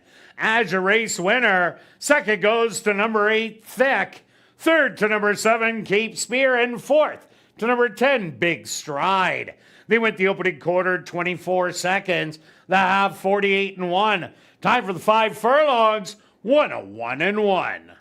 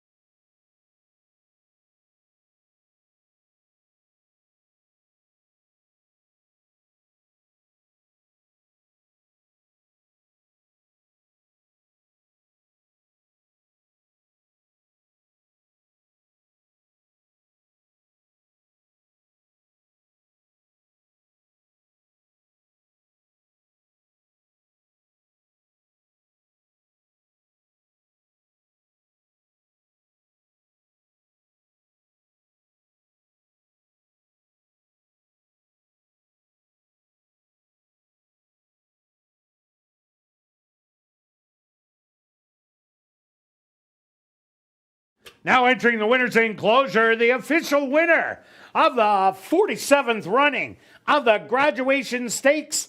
That's number 3, Solid Connection. Solid Connection is a chestnut gelding, 2 years old, by Connect. Out of the mare, Remember Lucy, by Tale of a Caddy. Owned by Keith Wright, Wendy Anderson, and Norm Suderman. Trained by Wendy Anderson and ridden to victory by Kieran Calawan. Time for the 5 furlongs. 101-1. Assiniboia Downs is very pleased to have on hand our Chief Executive Officer, Darren Dunn, to make a presentation to the winning connections. Race 4 is official in the upcoming 5th race. The Jeff and Leslie Silverstein race. There are no changes. Rolling double and late prime pick 3. Here in race 5, they'll go to post in 15 minutes.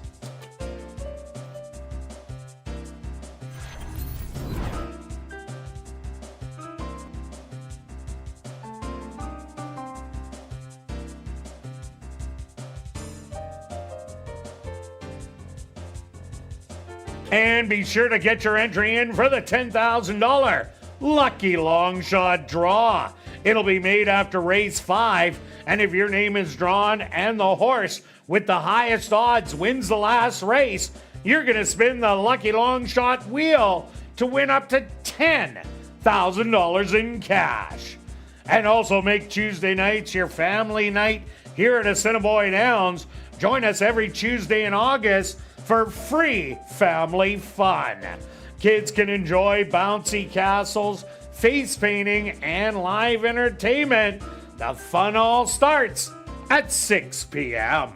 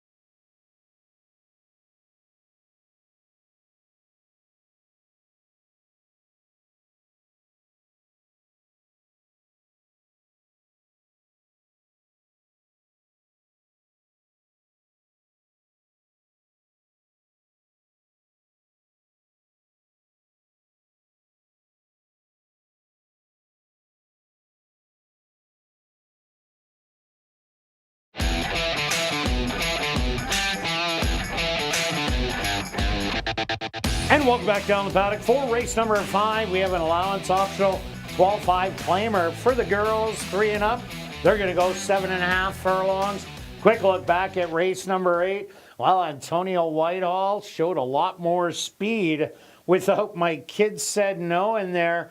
And Thick almost stole it as Solid Connection ended up last out of the gate, but first at the wire. Yeah, watch out for that one in the future. Just learning experience is only going to improve. So when is the next 2-year-old stake, would you? That would be 3 weeks away. Okay, very good. Going Usually 6. about every 3 weeks. About Yeah. Okay. Thanks for playing in the pick 4, over 100,000. And Kirt, you are still going on one of your picks. You talked about the workouts and then so much good information. And the most workouts. Correct. So clearly the horse was ready to run. Let's go. I'm going to take almost the longest shot on the board. The 6, Julia. We'll find the 6. This horse is dropping one level in class, going in the allowance level. What I like about this is they put the blinkers back on, but more importantly, they have 3 works since the last work. I think something went wrong in that last race, and they had to fix something, because 2 back, that's such a nice race there. I think there's enough speed for this horse to make a late run, and I will take the 11-1 all day long, because I think this horse belongs. It's lightly raced, but can win some nice races. Take a look at that Fairgrounds race back in February. It was a year ago, but still has the numbers on there to be tough. Also look at number 3, Dancing Raquel, the current favorite at 9-5. She hasn't run a bad race since she went around 2 turns, easily won by 4, and then back-to-back defeats to horses who went wire to wire.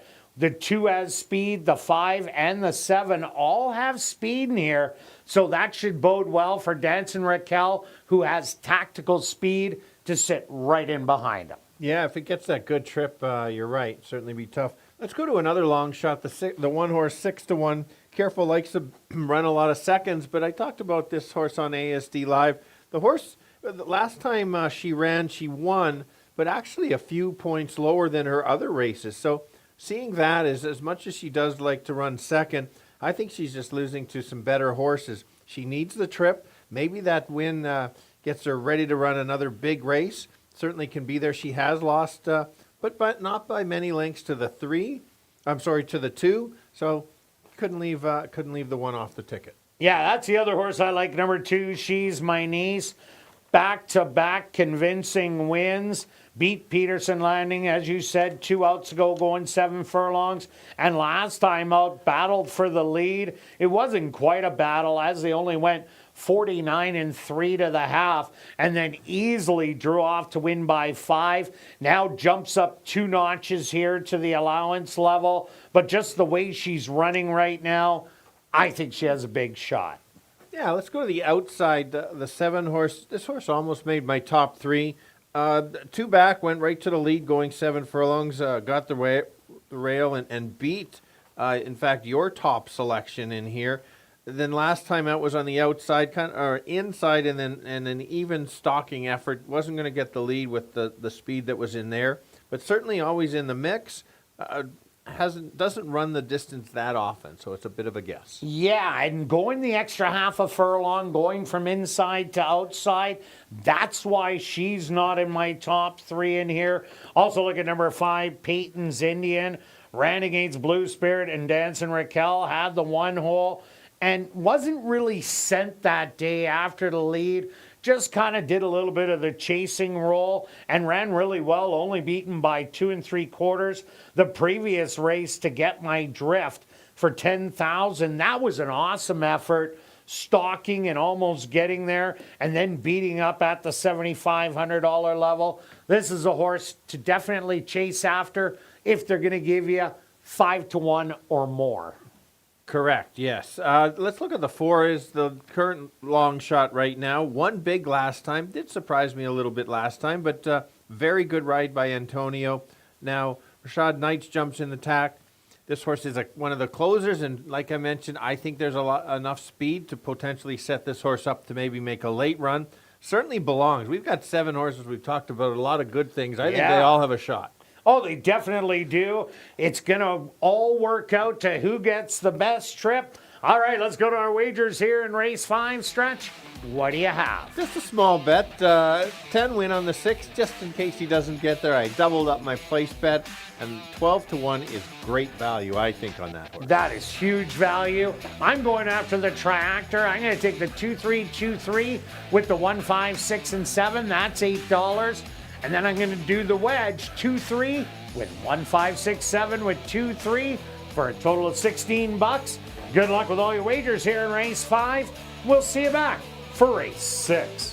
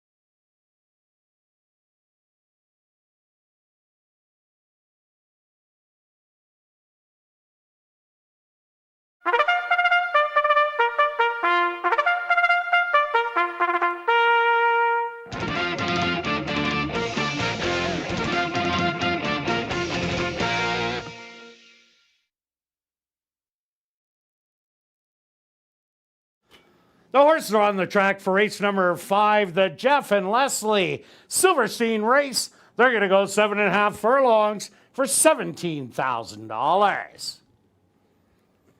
Number 1 is Peterson Landing, owned by Longboy Racing, trained by Michael Nault with Kieran Kellawan. Number 2, She's My Niece, owned by Cal Britton, trained by Will Taranjo with Antonio Whitehall. Number 3 is Dancing Raquel, owned by the Assiniboia Racing Club, trained by Mike Taphorn with Javanil Patterson. Number 4, Hardly Mischievous, owned by B&J Stable and Christina and Oslin Bell, trained by Lise Pruitt with Rashad Knights. Number 5, Peyton's Indian, owned by Barry Toy, trained by Carl Anderson with Matthew Bennett. Number 6, Believe Her, owned by Wind Dancer Stable, Bill Meikle and Keith Wright, trained by Wendy Anderson with Demario Bino. Rounding out the field is number 7, Blue Spirit, owned by King Couture and Sharon Newell, trained by Jared Brown with Neville Stevenson. The Jeff and Leslie Silverstein race. Here in race 5, they'll go to post in approximately 4 minutes.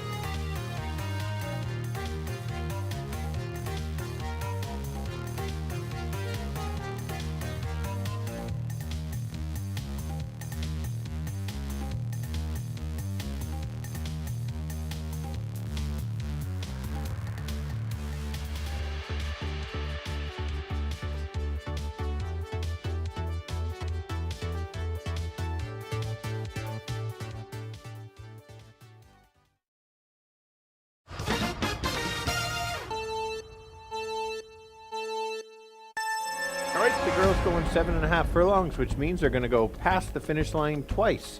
Don't cheer too early. Let's take a look at the 6.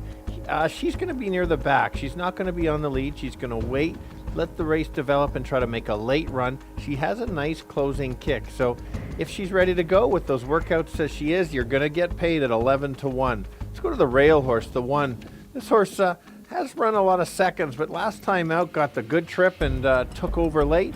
I think a similar trip, same thing can happen, certainly be in the money. Hasn't missed the top 2 spots here at ASD this year. And then the 2 horse, she's only won back-to-back races, one for fun last time by 5 lengths. She could be on the lead. If they let her on the lead by herself, she could get brave and steal it. Let's go 6, 1, and 2. Kirt? Yeah, Stretch, I like number 3, Dancing Raquel. 3 big races in a row. That win by 4 lengths. Back-to-back seconds beaten ahead to both horses that were loose speed horses on the front end. She has been off a while, but this race hasn't come by. She should be ready for this one and has speed to run at. I also like number 2, She's My Niece. On a roll, winning 2 in a row. An impressive winner by 5 last time out. Good tactical speed on the inside. And number 1, Peterson Landing. If there is a big pace battle and it all falls apart, watch for Peterson Landing to mow them all down. But I'm going to give you 3, 2, and 1. Good luck here in race number 5.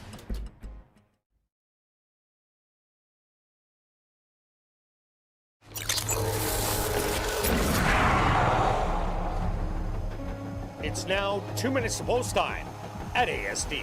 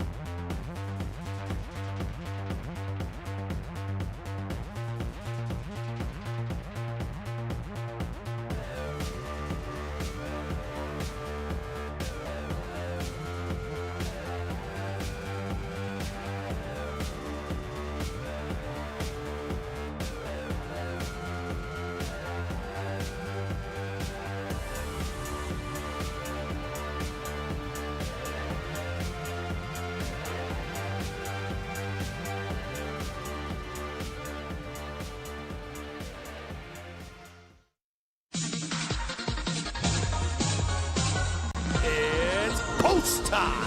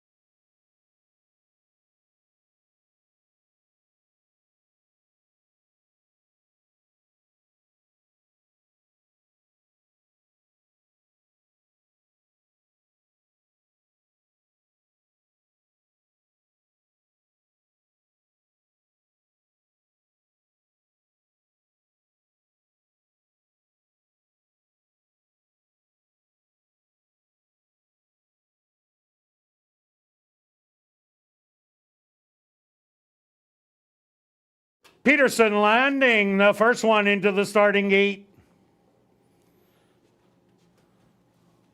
She's My Niece will be the next to go in.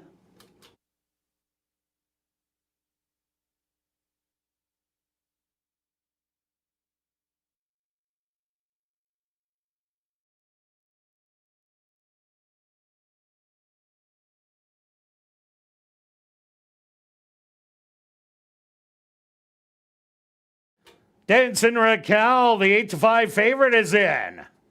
Hardly Mischievous is in. Now it's Peyton's Indians' turn. Just 2 left to load. Believe Her.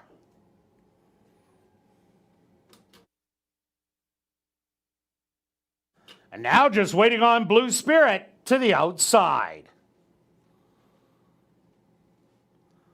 The field is set. They're at the post. And they're off. Quickly from the middle of the track, Peyton's Indian is showing all the early speed and will open up a 2-length advantage. Dancing Raquel to the outside in second. She's My Niece hugging the rail in third. Back in fourth on the inside, Hardly Mischievous. 2 wide, Believer. 3 wide, that's going to be Blue Spirit. And your trailer will be Peterson Landing. The opening quarter, a respectable 25 seconds. And Peyton's Indian still has control by 3/4 of a length. Moving up on the outside, Dancing Raquel. 3 wide's going to be Blue Spirit. Hugging the rail, She's My Niece is going to wait to pounce from that position. Believe Her starting to make her move.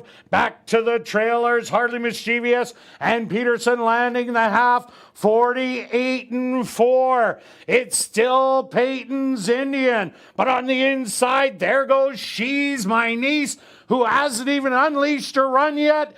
Hits the head of the lane, and it's She's My Niece with the lead. To the far outside, Dancing Raquel, but She's My Niece hugged rail all the way around. 16th of a mile to go.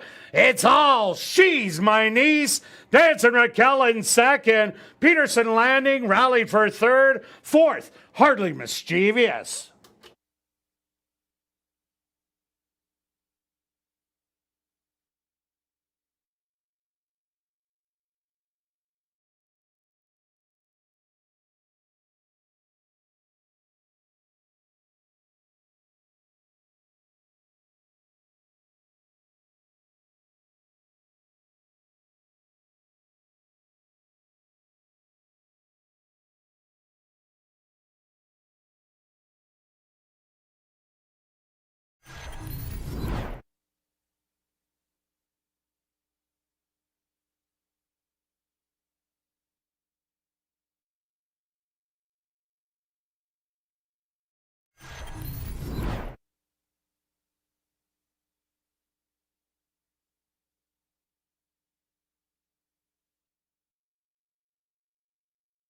The Stewarts opposed to number 2, She's My Niece, as your race winner. Second goes to number 3, Dancing Raquel. Third to number 1, Peterson Landing. And fourth to number 4, Hardly Mischievous.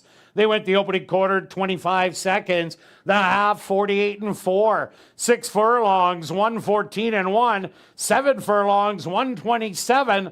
Time for the 7.5 furlongs, 133-3.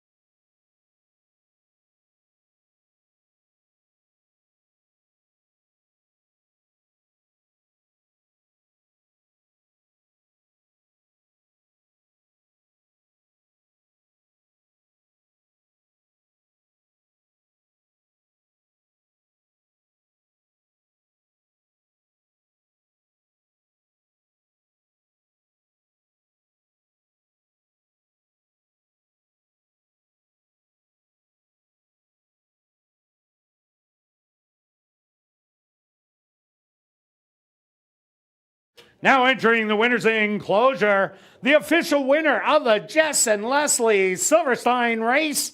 That's number 2, She's My Niece. She's My Niece is a bay mare, 5 years old by Hard Spun. Out of the mare, Any Day Is My Day by a Fleet Alex. Owned by Cal Britton, trained by Will Toronto, and ridden to victory by Assiniboia Downs leading rider, Antonio Whitehall. Time for the 7.5 furlongs, 1:33 3.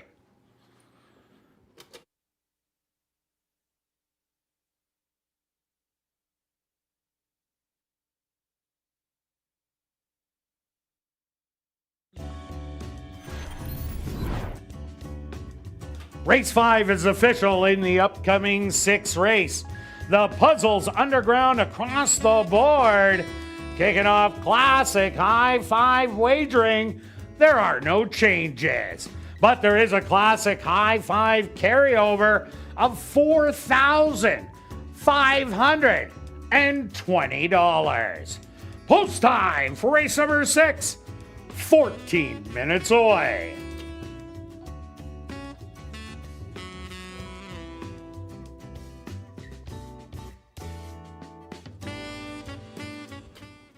And ladies and gentlemen, we've drawn our lucky long shot winner. Congratulations goes out to Heather Ellens. That's Heather Ellens. Congratulations. You're our lucky long shot winner. You have 10 minutes to report to guest services on the main floor, south end. And time is running out to get your 50-50 tickets.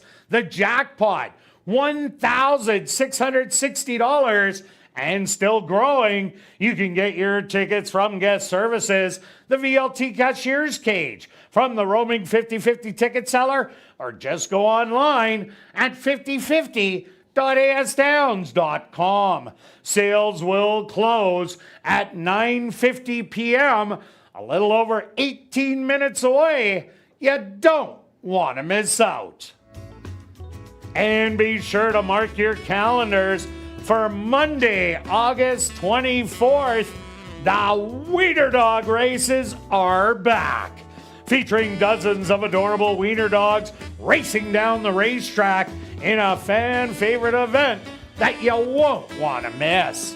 It's also dollar night with fantastic food and beverage specials. Racing starts at 7:30. Admission and parking are always free, so bring the whole family for an unforgettable night here to Assiniboia Downs.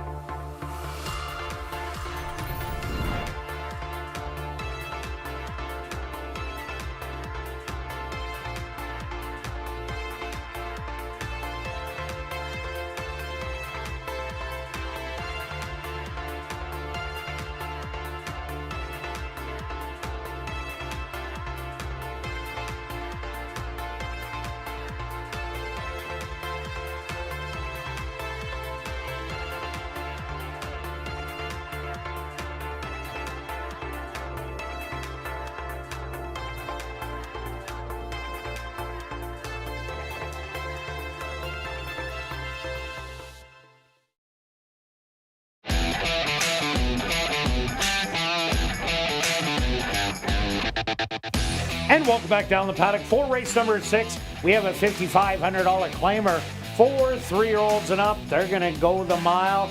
Classic high five wagering with that carryover of over $4,520. Quick look back at race number 5.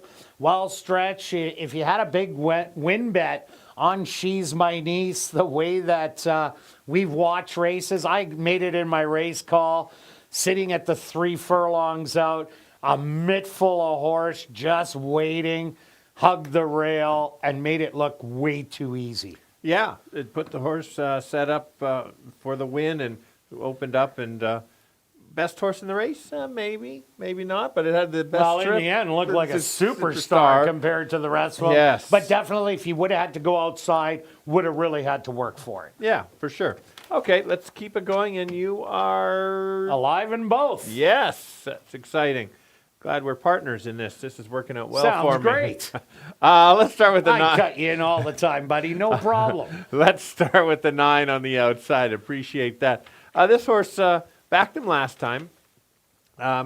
Proved that the drop in class was needed. Was sitting closer. Made a nice move. One of the better moves I've seen. That the move just kept going and just pulled away.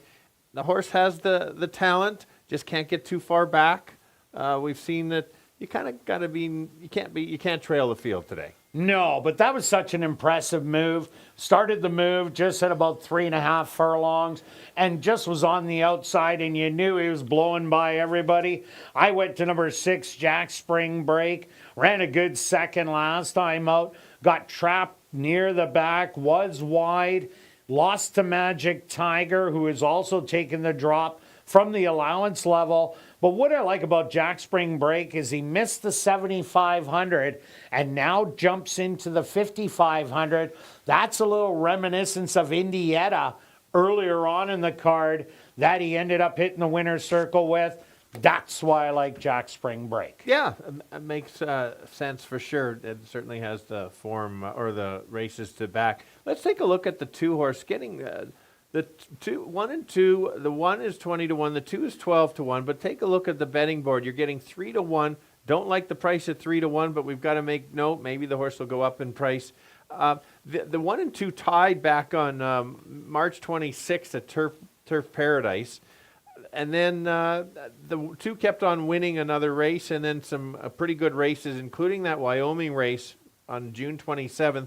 Yes, 5th, beaten 11 and a half in a fast run race. There were some, I checked it out, there's some decent horses that were in there. I think this horse is well spotted, gets that right trip, can sit off and make a move. Also look at number 8, Nautical Moon. Nautical Moon had a little bit of a rough trip last time out. Was sitting in a perfect spot, then got shuffled back to second last, but did come running in the end. Did lose the photo to wrong direction and was easily beaten by number 9, Funkenstein. But I think Nautical Moon's best race, definitely good enough for a top 3 and pretty good odds at 10 to 1. Yeah, just to briefly jump back to the 1 horse, had the 1 start Wyoming. Was terrible at going 5 furlongs, but this horse does not run 5 furlongs. Look at all the other races. A couple back, the one that dead heated was good. And then even the last race at 6 furlongs, at least the horse had a little more time to close. I think this horse is a great long shot to at least include in your try or super. Also look at number 5, McKenna's Joy. Not getting a lot of love on the board at 14 to 1. Was an easy winner, winning the non-3 lifetime condition, then jumped up to the open 10,000 and was beaten by double digits. Now jumps into a mile race, so you got to add a couple more furlongs onto that. Last time it did go around 2 turns. Wasn't a stake race, going a mile and a 16th. And had a little bit of trouble in there. And the winner of that race was a monster in Rondoletto. So McKenna's Joy never really had a chance around 2 turns. Maybe this is the sleeper that can bump up your classic high 5. Oh, absolutely. Lots of sleepers in here. Let's go to the 3 wrong direction. Made a nice early move last time. Just wasn't quite good enough to beat Funkenstein. But if you like Funkenstein, this is at least one. Again, just talked about the high 5 or the super. The horse is starting to wake up. The mile is a nice distance, is 10 of 14 in the money. and getting 14 to 1. And number 7, Shemayim. This horse ran back-to-back seconds at this level and 4,000 last time. Ran a little bit flat, but wasn't that bad because it was also in the photo with Nautical Moon and Wrong Direction. Expect a better race today in a new barn. Yeah, and the probable long shot of the race is going to be the 4. Hasn't shown much last few times, but there was a race back in early June that was close to the lead, so maybe this horse can get close to the lead. If you're looking to get pool shot of the high 5, this is a one to include for 4th or 5th. Well, there's not a lot of speed in here. All right, let's go to our wagers here in race 6 stretch. What do you have? I've got a $2 exacta box, 1269. I find it very difficult race. So do I, but I'm going after the high 5. The only Whoa, way I do, look at I'm you. going to go key, and then load up underneath with 5 horses. So that's $60. I don't know how to do your pyramids that you do. Good luck with all your wagers here in race 6. We'll see you back for race 7.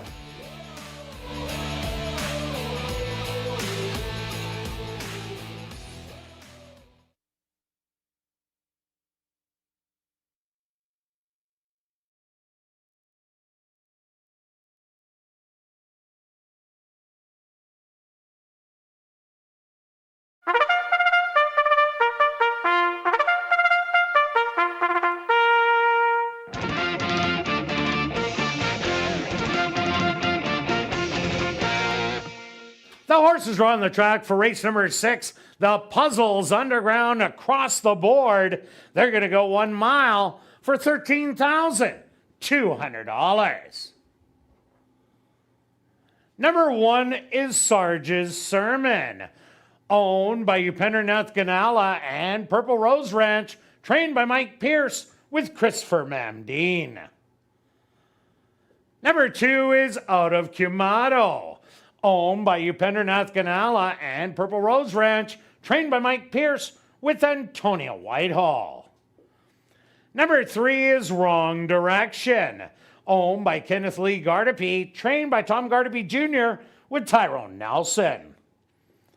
Number 4, Sarah's Vision, owned by KCW Stables, trained by Andre Ellis with Devontae Prescott. Number 5, McKenna's Joy, owned by Dimitri Tapoussis and Hardik Buva, trained by Dimitri Tapoussis with Kieran Kellawan. Number 6 is Jack Spring Break, owned by Drop-In Racing, James Keplin and Steve Keplin Sr., trained by Steve Keplin Jr. with Rashad Knights. Number 7, Shemayim, owned by My Three Nieces Stable, trained by Mike Taphorn with Javanil Patterson. Number 8, that's Nautical Moon, owned by Henry Witt Jr., trained by Jerry Gorno with Dario Dalrymple. Rounding out the field is number 9, Funkenstein, owned by JF Stable, trained by Michael Nault with Matthew Bennett. The Puzzles Underground across the board race with classic high 5 wagering. They'll go to post in approximately 4 minutes.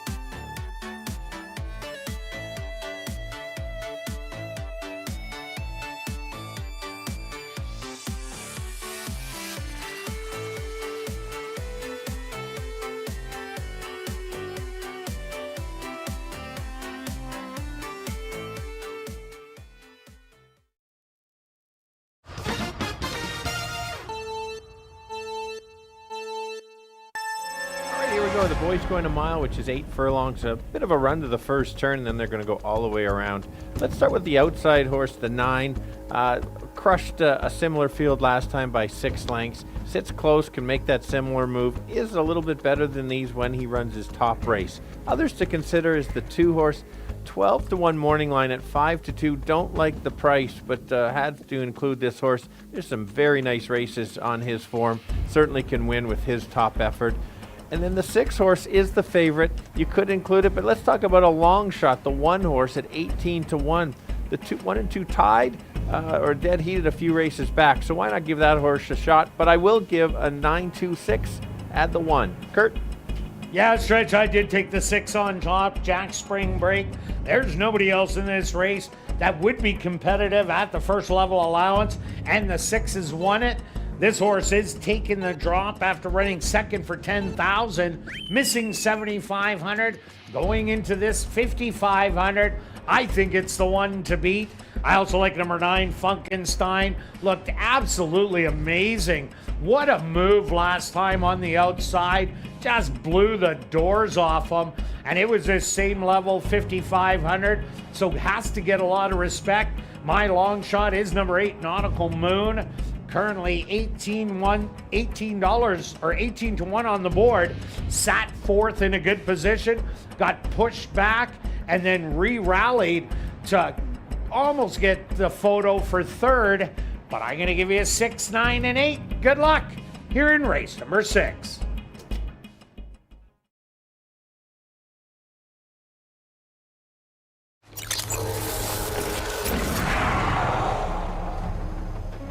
It's now 2 minutes to post time at ASD.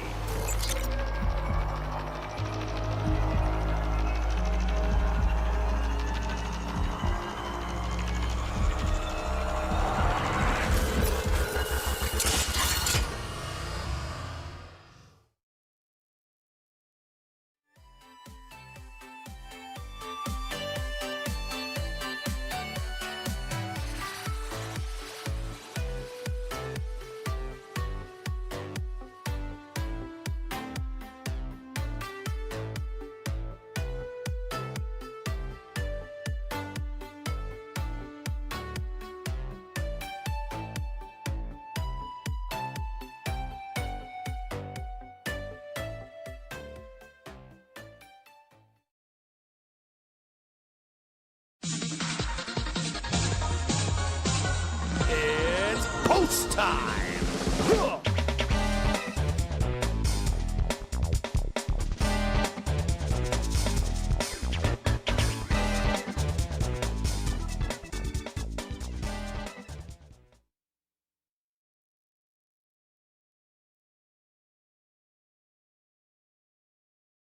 Sarge's Sermon, the first one into the starting gate.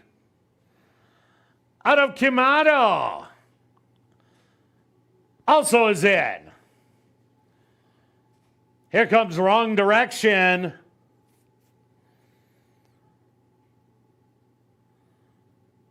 Sarah's Vision steps up and in.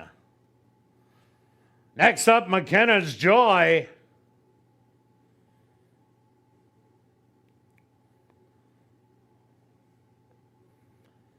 The 7-5 favorite, Jack Spring Break.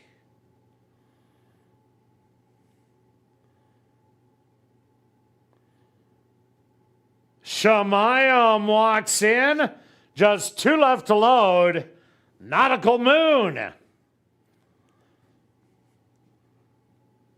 And now just waiting on Funkenstein.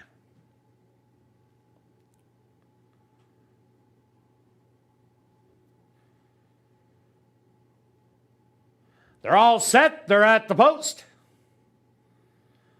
And they're off. From the middle of the track, that's Jack Spring Break, showing a little bit of speed.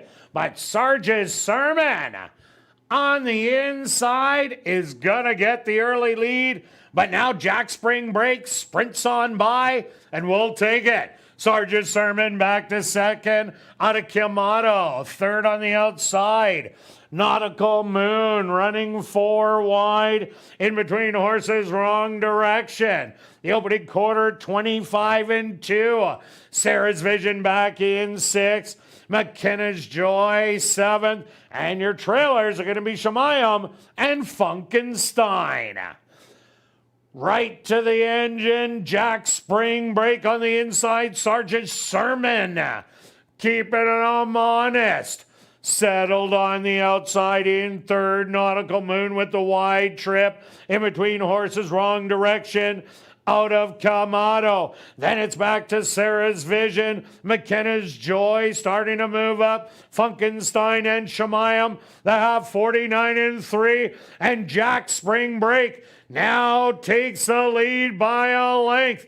To the outside in 2nd, Sergeant Sermon. McKenna's Joy making a big bid, 3 wide, 3/4, 115. Jack Spring Break with the lead, threatening by 2. McKenna's Joy to the outside, a 1/16 of a mile to go, but it's going to be Jack Spring Break getting the win. McKenna's Joy in 2nd, out of Kamado in 3rd, 4th to Nautical Moon, and looked like 5th was Funkenstein.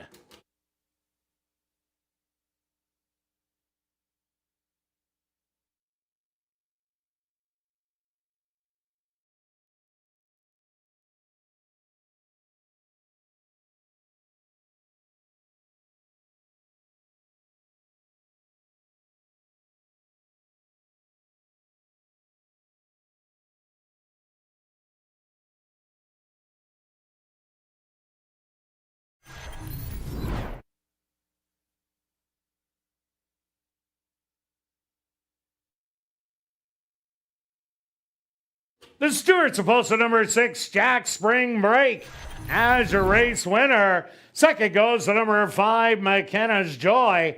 3rd to number 2, out of Kamado. 4th to number 8, Nautical Moon. And 5th to number 9, Funkenstein. They went the opening quarter 25-2, the half 49-3, 6 furlongs 115, 7 furlongs 128. Time for the mile 1:40-4.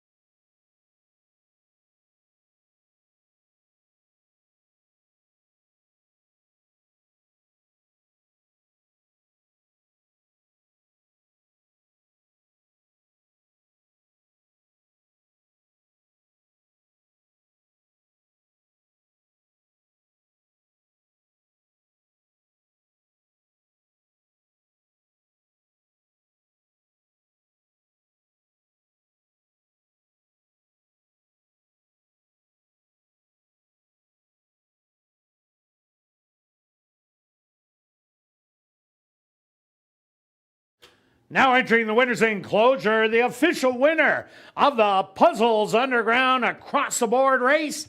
That's number 6, Jack Spring Break. Jack Spring Break is a big gelding, 7 years old, by Mo for the Money. Out of the mare Prestidigitator, by Crafty Shaw. Owned by Drop-In Racing, James Keplin and Steve Keplin Sr., trained by Steve Keplin Jr., and ridden to victory by Rashad Knights. Time for the mile, 1:40.4. Congratulations goes out to trainer Steve Keplin Jr., who scores the double. 2 wins for trainer Steve Keplin Jr.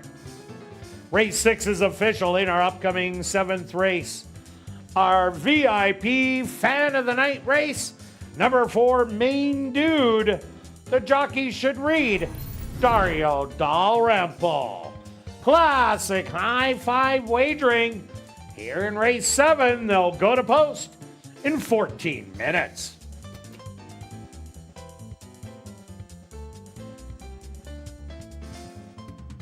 And after the final race, be sure to head up to the clubhouse for Crazy Hour. Beer, shots, and wine, $5.50 and 25% off all starters. Plus a free $500 Crazy Hour cash draw will take place at 11:30 p.m. in the VLT Lounge. Also a reminder that the last Manitoba Night Market and Festival of the season takes place this Sunday here at Assiniboia Downs. Enjoy over 20 food trucks, 140 local artisans and vendors, live music, and kids activities. Admission is $10. Kids 5 and under free. Parking is $5. Visit asdowns.com for more information.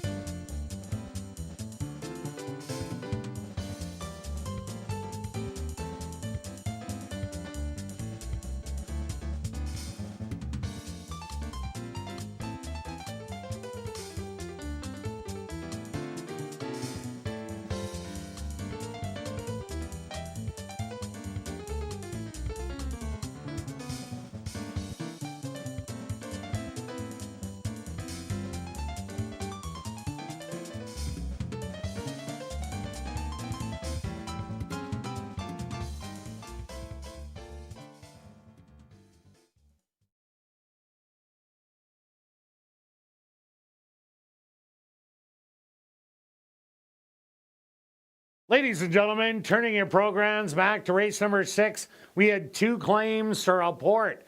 First off, claim for $5,500. Your race winner, number 6, Jack Spring Break. Claim by Keen Couture and Sharon Newell, trainer Jared Brown. Also claimed for $5,500 was number 9, Funkenstein.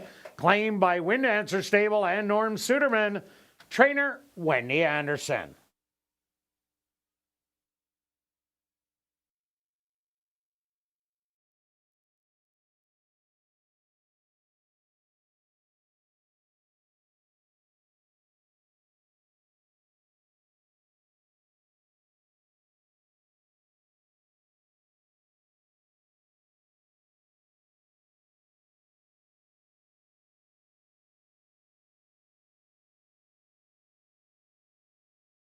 And ladies and gentlemen, we've drawn our winning ticket in tonight's 50-50 draw. The winning number, 790-48978.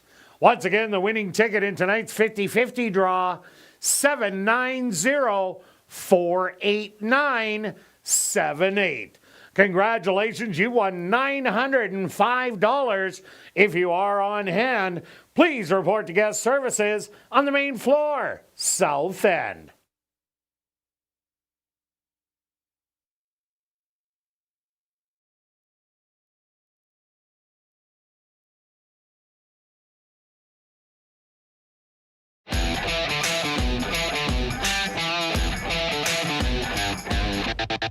And welcome back down the paddock for race number 7. We have a $4,000 claimer for 3-year-olds and up that are non-winners of the year or non-4 lifers. They're only going to go 5 furlongs. Number 4, Main Dude, make the jockey Dario Dalrymple. Quick look back at race number 6. Well, when you are the best in the race, what do, Stretch? You go to the front, you battle it out, and you fend everybody off, and that's what Jack Spring Break did. You made a good point. You're right that there wasn't lots of speed, so it was easier when you're the best, because there's some horses that are just so quick early, couldn't have done that. But because there wasn't any pure rabbits out there. No, there wasn't any at all. It was a absolute right ride there for sure. Very good. Let's see if you can bring home your the pick 4. You've got a few live tickets there, and the pick 5. The pick 5 is safe, so it will get carried over to tomorrow. I can't get it all. You cannot get it all. Oh, well. You're sharing. I don't mind sharing. Oh, that's nice of you. Let's start with you're in, Stretch. Yeah, you are. Excellent. Let's start with the 1. This horse is back-to-back second place finishes. But both the horses that lost to, first of all, it was the beaten favorite, which I'm not a big fan of, but both the horses that won with some big numbers and big things. Flying Tex came back and won the other day. For 5,500? Yeah. So certainly, yes, a few too many seconds, but it was against some nice horses, so I'm not holding that against them. I think this horse is going to get a great trip along the rail, sit just off and make that even move. Yeah, the other one I like is number 4, Mean Dude. And the reason we picked these closers is this race is chock full of speed with the 2, 3, 5, 6, and 8 all loving the front end. Mean Dude, well, this isn't one of them. Got a good win 2 outs ago, winning the non-3 lifer. Last time out, stalked. Couldn't get to Picata Prince, but still ran a good stalking effort in here. And with that 5.5 being the better race, I think if he runs that same kind of race, he could be a major upsetter in here. Yeah, and the expected favorite is the 8. Cold on the board right now at 4-1. This horse makes a big drop from 10,000 all the way down. Has a maintenance work coming in.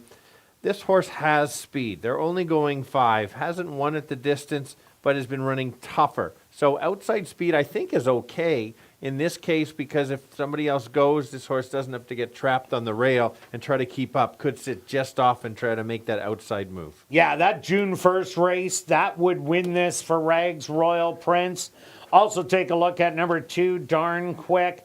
This horse is coming by way of Chippewa Downs and most recently Fargo. Has won a couple of those races, ran second as a favorite in a $10,000 stake. No stranger to Assiniboia Downs, ran twice, only one third place finish. But that was a great race at the $5,500 level, and this horse will show speed. He is darn quick out of the gate, isn't he? He definitely is. I was waiting for that bad Yeah, humor. yeah, 7 I will not getcha. be darn quick out of the gate. He'll sit at the back and try to make a late run. If everything backs up, if you like the 1 and the 4, you might want to include the 7. Same kind of running style. Ship Boss, the 3, needs the front end to win. Plain and simply won't get it in here with all the other speed. I'm going to wait for a race with less speed. And the other 2 speed horses are 5 and 6. The 5's the girl against the boys. She had more talent. She ran a big race last time. If she can repeat that, she could be around. And Switzler, well, that's about right. Yeah. Battled last time against a dropper and kept going and ran a nice second place. All right, let's go to our wagers here in race 7 stretch. What do you have? I've just simple place bet. It's a slower day. I haven't, it's just 30 place on 1. All right, got the triactor. Let's try it again. 1-4, 1-4 all. Then do the wedge. 1-4 all, 1-4. $24. Good luck with all your wagers here in race 7. We'll see you back tomorrow, 6:45 Central for ASD Live.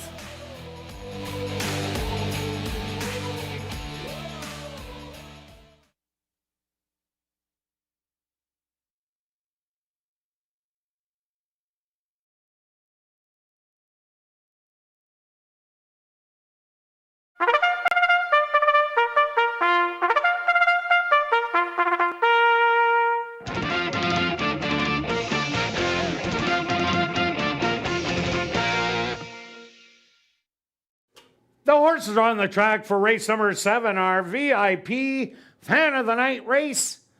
They're going to go 5 furlongs for $10,400. Number 1 is Picata Prince, owned by Mel Gemus, trained by Mike Taphorn with Javanil Patterson. Number 2, Darn Quick, owned by Dale Henry, trained by Perry Cavanaugh with Siobhan Townsend. Number 3 is Ship Boss, owned by Sonny Bryce Clear Sky, trained by Sherry Lang with Arthur Badu. Number 4, Mean Dude, owned by Sunnyvale Stable, trained by Jerry Gorno with Dario Dalrymple. Number 5, Kate's Princess, owned by TP Racing, trained by Maria Stanford with Neville Stevenson. Number 6 is Swissler Jammin', owned by Goose Racing, trained by Tom Gardapi Jr. with Rashad Knights. Number 7, Cole Boy, owned by Bill Meikle and Wind Dancer Stable, trained by Wendy Anderson with Demario Bino. Rounding out the field is number 8, Rags Royal Prince, owned by Henry Witt Jr., trained by Jerry Gorno with Ronaldo Cumberbatch. Our VIP Fan of the Night race with classic high 5 wagering. They'll go to post in approximately 4 minutes.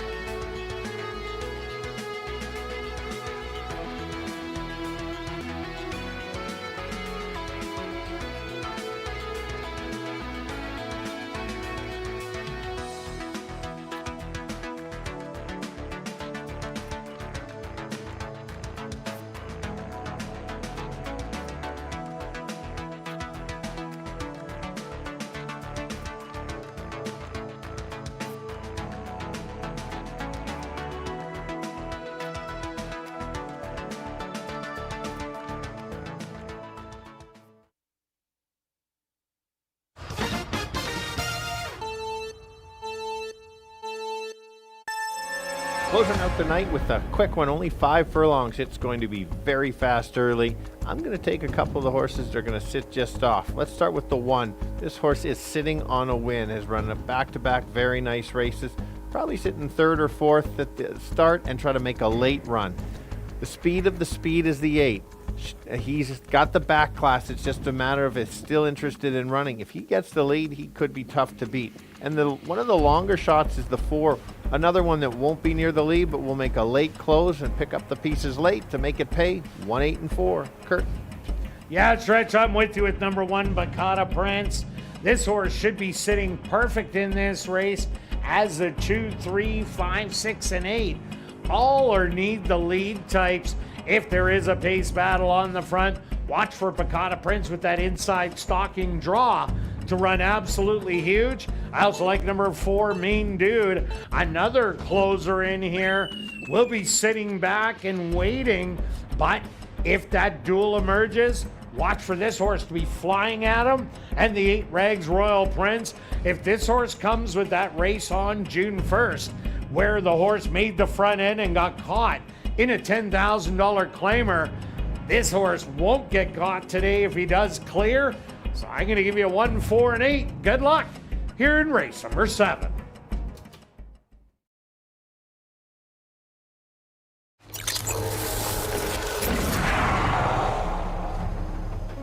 It's now 2 minutes to post time at ASD.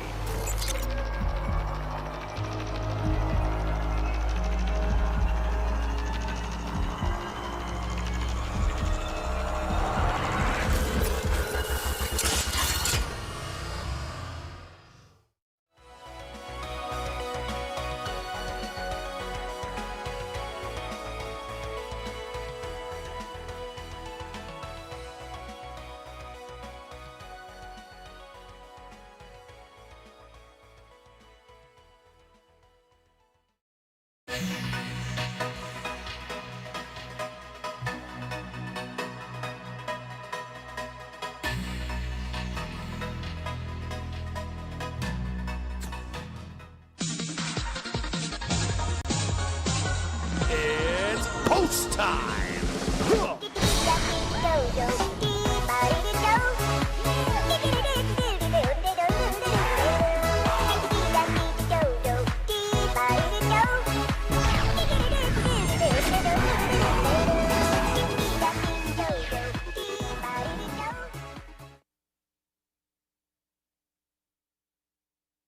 Bacata Prince leads them in for the nightcap.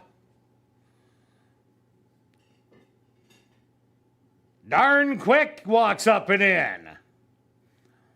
Here comes Ship Boss. Mean Dude's turn.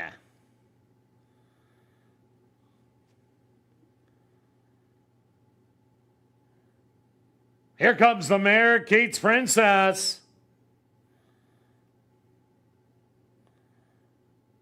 Swissler jamming. He walks in. Just 2 left to load. Coal Boy.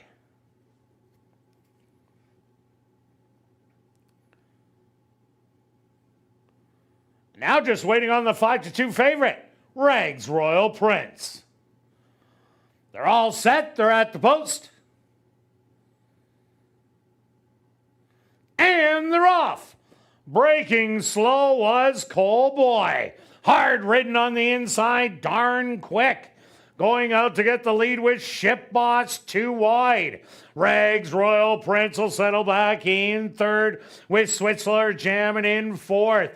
Bacata Prince 5th on the rail with Kate's Princess to his outside. 3 more back to your trailers, Mean Dude and Coal Boy. 23-1 the opening quarter. And Ship Boss now takes over the lead by a length. Hard ridden on the outside. That's Rags Royal Prince to the inside. Darn Quick. Bacata Prince trying to thread through on the inside.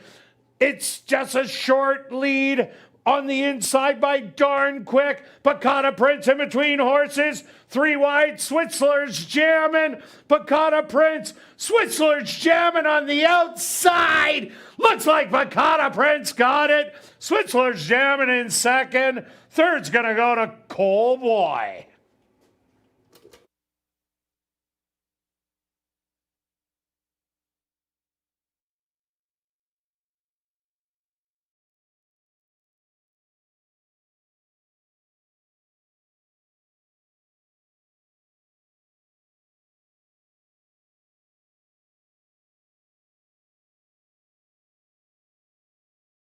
The stewards have requested a photograph to determine the winning horse. They went the opening quarter 23-1, the half 47-3. Time for the 5 furlongs, 1 minute and 3/5.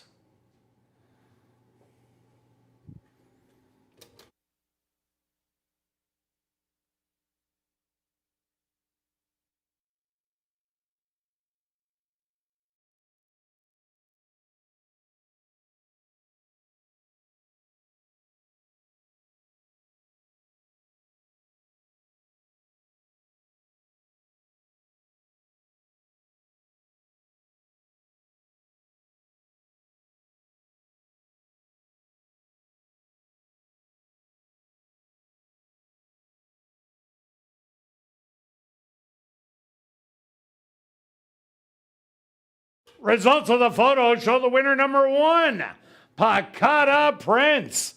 Second goes to number 6, Switzler's Jam, and third to number 7, Cowboy. Fourth to number 3, Ship Boss, and fifth to number 4, Mean Dude.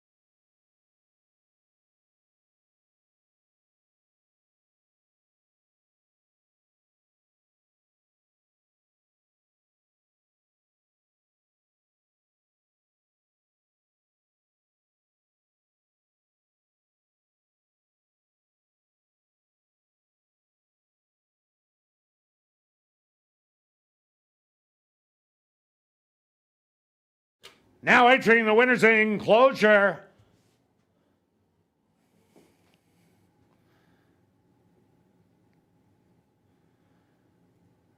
the official winner of our VIP Fan of the Night race, that's number 1, Pakata Prince.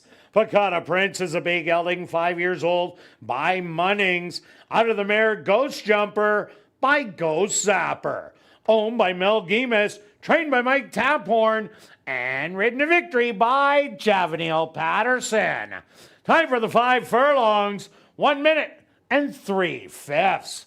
Congratulations goes out to trainer Mike Taphorn, who scores the bookend double. 2 wins for trainer Mike Taphorn. Well, now it's time to head up to the clubhouse and enjoy Crazy Hour, beer, shots, and wine, $5.50 and 25% off all starters. Plus a free $500 cash draw will take place at 11:30 p.m. in the VLT Lounge. And don't forget, live racing resumes tomorrow at 7:30. We'll see you then.